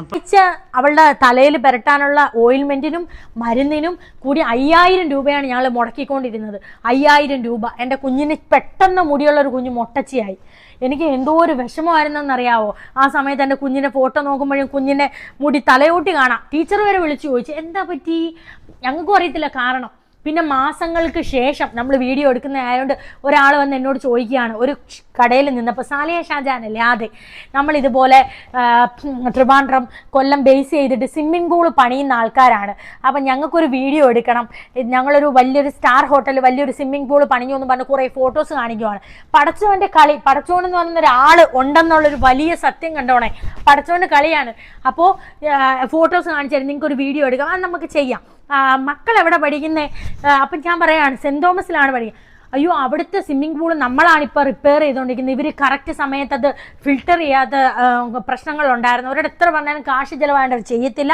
ഇപ്പം ഞങ്ങളൊക്കെ ആയിരുന്നു ചെയ്യാൻ പോയത്, ഇത് കറക്റ്റ് സമയം ഫിൽട്ടർ ചെയ്യാത്തതുകൊണ്ട് കുഞ്ഞുങ്ങൾക്ക് ത്വക്ക് രോഗം വരും, കുഞ്ഞുങ്ങൾക്ക് തൊലി പ്രശ്നം വരും, കുഞ്ഞുങ്ങളുടെ മുടി പെട്ടെന്ന് തന്നെ പിഴുതു പോകുന്ന പോലെ വരുമെന്ന്. എൻ്റെ നെഞ്ച് എനിക്ക് തീ കോരിയിട്ട പോലെയാണ്. 7000 രൂപ കൊടുത്ത് കുഞ്ഞിൻ്റെ ആഗ്രഹപ്രകാരം സ്വിമ്മിങ് പഠിക്കാൻ വിട്ടതാണ്. കുഞ്ഞിന് രോഗമാണ് വന്നത്. ആ ഒരൊറ്റ കാരണം മതിയായിരുന്നു ഈ സ്കൂൾ പൂട്ടിക്കെട്ടാൻ എനിക്ക് കേസ് കൊടുക്കാൻ വേണ്ടിയിട്ട്. ഞങ്ങൾക്ക് കൊടുക്കാൻ മുഖ്യമന്ത്രിക്ക് കേസ്, എൻ്റെ കുഞ്ഞിനെ ജീവൻ വെച്ചാൽ കളിച്ചതെന്ന്. അന്ന് ഞാൻ നിർത്തിയതാണ് സ്വിമ്മിങ്. 7000 രൂപയും പോയാൽ പോട്ട് പടച്ചവനെ, ആ ഒരു വർഷത്തേക്ക് പൈസ അടച്ചാണ് കഴിഞ്ഞ. പിന്നെ ഞാൻ വിട്ടിട്ടില്ല, 7000 രൂപ പോയത് പോയി. എൻ്റെ കുഞ്ഞിൻ്റെ ജീവന് എനിക്ക് വലുതെന്ന് കരുതി നിർത്തി സ്വിമ്മിങ്. അത് കഴിഞ്ഞു ടീച്ചർ വിളിച്ച് വിടുന്നു. അപ്പം പോലും ഞാൻ മുടി കൊഴിച്ചിലുണ്ട് ടീച്ചറെ എന്നാണ് പറഞ്ഞത്. ഈ കാരണം നമ്മൾ പറഞ്ഞിട്ടില്ലായിരുന്നു. അന്ന് ഞങ്ങൾക്കും കൊടുക്കാം കേസ്. കയറി ഇറങ്ങായിരുന്നു എൻ്റെ കുഞ്ഞിൻ്റെ ജീവിതം കളഞ്ഞെന്നും പറഞ്ഞുകൊണ്ട്. നിന്നിട്ടില്ല. എത്രയോ രൂപ മുടക്കിയിട്ടാണ് പിന്നെ കുഞ്ഞിന് മുടി വന്നത്. അതിനുശേഷം ഇപ്പോഴും അവൾക്ക് കട്ടിയുള്ള മുടി വന്നിട്ടില്ല. അന്ന് പോയ മുടി ഇന്നും എൻ്റെ കുഞ്ഞിന് വന്നിട്ടില്ല. ഞങ്ങൾക്ക് കൊടുക്കാം, പക്ഷെ ഞങ്ങൾ ഇതുവരെയും അതിനുശേഷം ഒരു വർഷം കഴിഞ്ഞ് നമ്മളൊരു വീഡിയോ ഇട്ടിട്ടില്ല, പിന്നെ ഒന്നും ചെയ്തിട്ടില്ല. കുഞ്ഞുങ്ങളോട് ഇത് കാണിക്കാൻ തുടങ്ങിയപ്പോഴാണ് പിന്നെ ഞങ്ങളെ ഇപ്പോൾ തീവ്രവാദിയായിട്ട് ചിത്രീകരിച്ചപ്പോഴും പിന്നെ എൻ്റെ ഹസ്ബൻഡ് എക്സ് ലവറും കൂടെ മാനേജ്മെൻറ്റിൻ്റെ മടി കയറി ഇരിക്കുവാണ്. സ്കൂളിൽ ഇങ്ങനെ പറഞ്ഞുകൊണ്ട് നടക്കുവാണ് മാനേജ്മെൻറ്റിൻ്റെ അടുത്ത്, എൻ്റെ പണ്ടത്തെ കാമുകൻ്റെ ഭാര്യ പണ്ട് ഇങ്ങനെയായിരുന്നു, ഞാൻ എന്ത് പഴിച്ചു. അപ്പം എൻ്റെ ശത്രു ആ കുട്ടി പെണ്ണ്, അവളും എൻ്റെ ശത്രുവാണ്. സ്കൂൾ മാനേജ്മെൻറ്റിന് നിസ്സാരമായ ഒരു സംഭവം കിട്ടി, ഫ്രോക്ക് കൊള്ളത്തില്ലെന്ന് പറഞ്ഞു. അപ്പം രണ്ടുപേരും കൂടെ വേഗം ഞങ്ങളെ അങ്ങ് മുസ്ലിം തീവ്രവാദികളാക്കി. മുസ്ലിങ്ങളുടെ പണം വേണം എല്ലാത്തിനും, പക്ഷെ ഞങ്ങൾ തീവ്രവാദികളാണ്. പടച്ചോ ഇതൊക്കെ കാണുന്നുണ്ട്. ഒരു കാലത്തും ഇതിനൊന്നും മറുപടി പറയാതെ പോകത്തില്ല. എന്തായാലും എൻ്റെ മക്കളെ സേഫ് ആക്കിയതിന് ശേഷമാണ് ഞാൻ ഉൾപ്പെടെയുള്ള അടങ്ങുന്ന വിഡ്ഢിയായ സമൂഹം ഉള്ളതുകൊണ്ട് ഇവനൊക്കെ പണം ഉണ്ടാക്കിക്കൊണ്ടേയിരിക്കും. നമ്മളെയൊക്കെ നമ്മുടെ മക്കളുടെ ഭാവി പൊക്കൊണ്ടേയിരിക്കും. ഏതെങ്കിലും ഒരു ഹോസ്പിറ്റലിൽ നടന്ന എന്തെങ്കിലും ഒരു കാര്യം ഇതുപോലെ സത്യാവസ്ഥ വന്ന് പറഞ്ഞു ചെയ്യുന്ന ഒരുപാട് പേരുണ്ട്. സത്യം വിളിച്ച് പറയുന്നതിൻ്റെ കൂടെ ആരും കാണത്തില്ല. പറയാറുണ്ടല്ലോ സത്യത്തിൻ്റെ മുഖം വളരെ വികൃതമാണെന്ന്. ഹോസ്പിറ്റലിൽ എന്തെങ്കിലും ഒന്നും നടന്നെന്നോ, ഇതുപോലെ ഏതെങ്കിലും സ്കൂളിൻ്റെ സംഭവം, ഏതെങ്കിലും ഒരു പാർട്ടിക്കാരൻ്റെ സംഭവം ഏതെങ്കിലും ഒരാൾ വന്ന് പറയുമ്പോൾ ഇതുപോലെ എന്നെ പോലെ വിഡ്ഢിയായ ആൾക്കാരുണ്ട്, ചെന്ന് കയറി കൊടുക്കും. ഈ സംഭവം കഴിഞ്ഞ് കുറച്ച് നാൾ കഴിയുമ്പോൾ അവരങ്ങ് മറക്കും. അവർ പിന്നെയും പോകും അഡ്മിഷൻ എടുക്കാൻ, പിന്നെയും പോകും ഹോസ്പിറ്റലിൽ. അനുഭവം വരും, വീടിൻ്റെ മൂലയിൽ ഇരുന്ന് കരഞ്ഞു തീർക്കാനല്ലാതെ എന്നെപ്പോലെ വിഡ്ഢിയായ കുറേ രക്ഷകർത്താക്കൾക്കും എന്നെപ്പോലെ വിഡ്ഢി ഞാൻ ഉൾപ്പെടുന്ന വിഡ്ഢിയായ ജനങ്ങൾ ഉള്ളിടത്തോളം കാലം ഇവരെ പോലുള്ള മാനേജ്മെന്റും ഇവരെ പോലുള്ള ആൾക്കാരും പണം നമ്മളെ വെച്ച് സമ്പാദിക്കും. നമുക്ക് നഷ്ടങ്ങൾ മാത്രമേ ഉണ്ടാവും. അപ്പോൾ എന്തായാലും റിയലൈസ് ചെയ്യുന്ന കുറേ പേരൻസ് കാണും. അനുഭവം വന്ന ഈ സ്കൂളിൽ നിന്ന് 10ാം ക്ലാസ്സിൽ ആകെ 20 പിള്ളേരേ ഉള്ളൂ. 7ലും 8ലും 6ലും 5ലും ഒക്കെ പഠിക്കുന്നത് വരെ പഠിച്ചു കഴിഞ്ഞ് മനസ്സിലാക്കിയിട്ട് കുഞ്ഞുങ്ങളെയും കൊണ്ട് ഓടിപ്പോയ അനുഭവമുള്ള ഒരുപാട് പേരൻസ് കാണും. ഇപ്പൊ തന്നെ ഈ സ്കൂൾ മാനേജ്മെന്റ് പറയും എൻ്റെ വീഡിയോക്ക് റിപ്പോർട്ട് അടിക്കണം. അവരുടെ കുറേ ഈ പെണ്ണുങ്ങളായിട്ടുള്ള കുറേ സ്ത്രീശക്തി ടീം വരും നെഗറ്റീവ് കമന്റ് ഇടാൻ വേണ്ടിയിട്ട്. നന്ദി, സന്തോഷം. ഇതിനൊന്നും വരള നാളല്ല ഞാൻ. നിങ്ങൾ മാറ്റി അപ്പുറത്തോട്ട് പിടിച്ചാൽ മതി. പോട്ടേ എന്ന് വെച്ചപ്പോൾ എൻ്റെ തലക്കെറിയിൽ നിന്ന് ഇറങ്ങിയതുമാണ്. അപ്പോൾ കേട്ടോണ്ടിരുന്ന ഒരുപാട് ഞാനടക്കമുള്ള ഒരുപാട് പാരൻസ് ഉണ്ട്. ഇത്രയും എനിക്ക് സമയം തന്നതിനും ഈ സത്യാവസ്ഥ എനിക്ക് ലോകത്തോട് വിളിച്ച് പറയാൻ ധൈര്യം തന്ന പടച്ചോനും ഞാൻ നന്ദി പറയുവാണ്.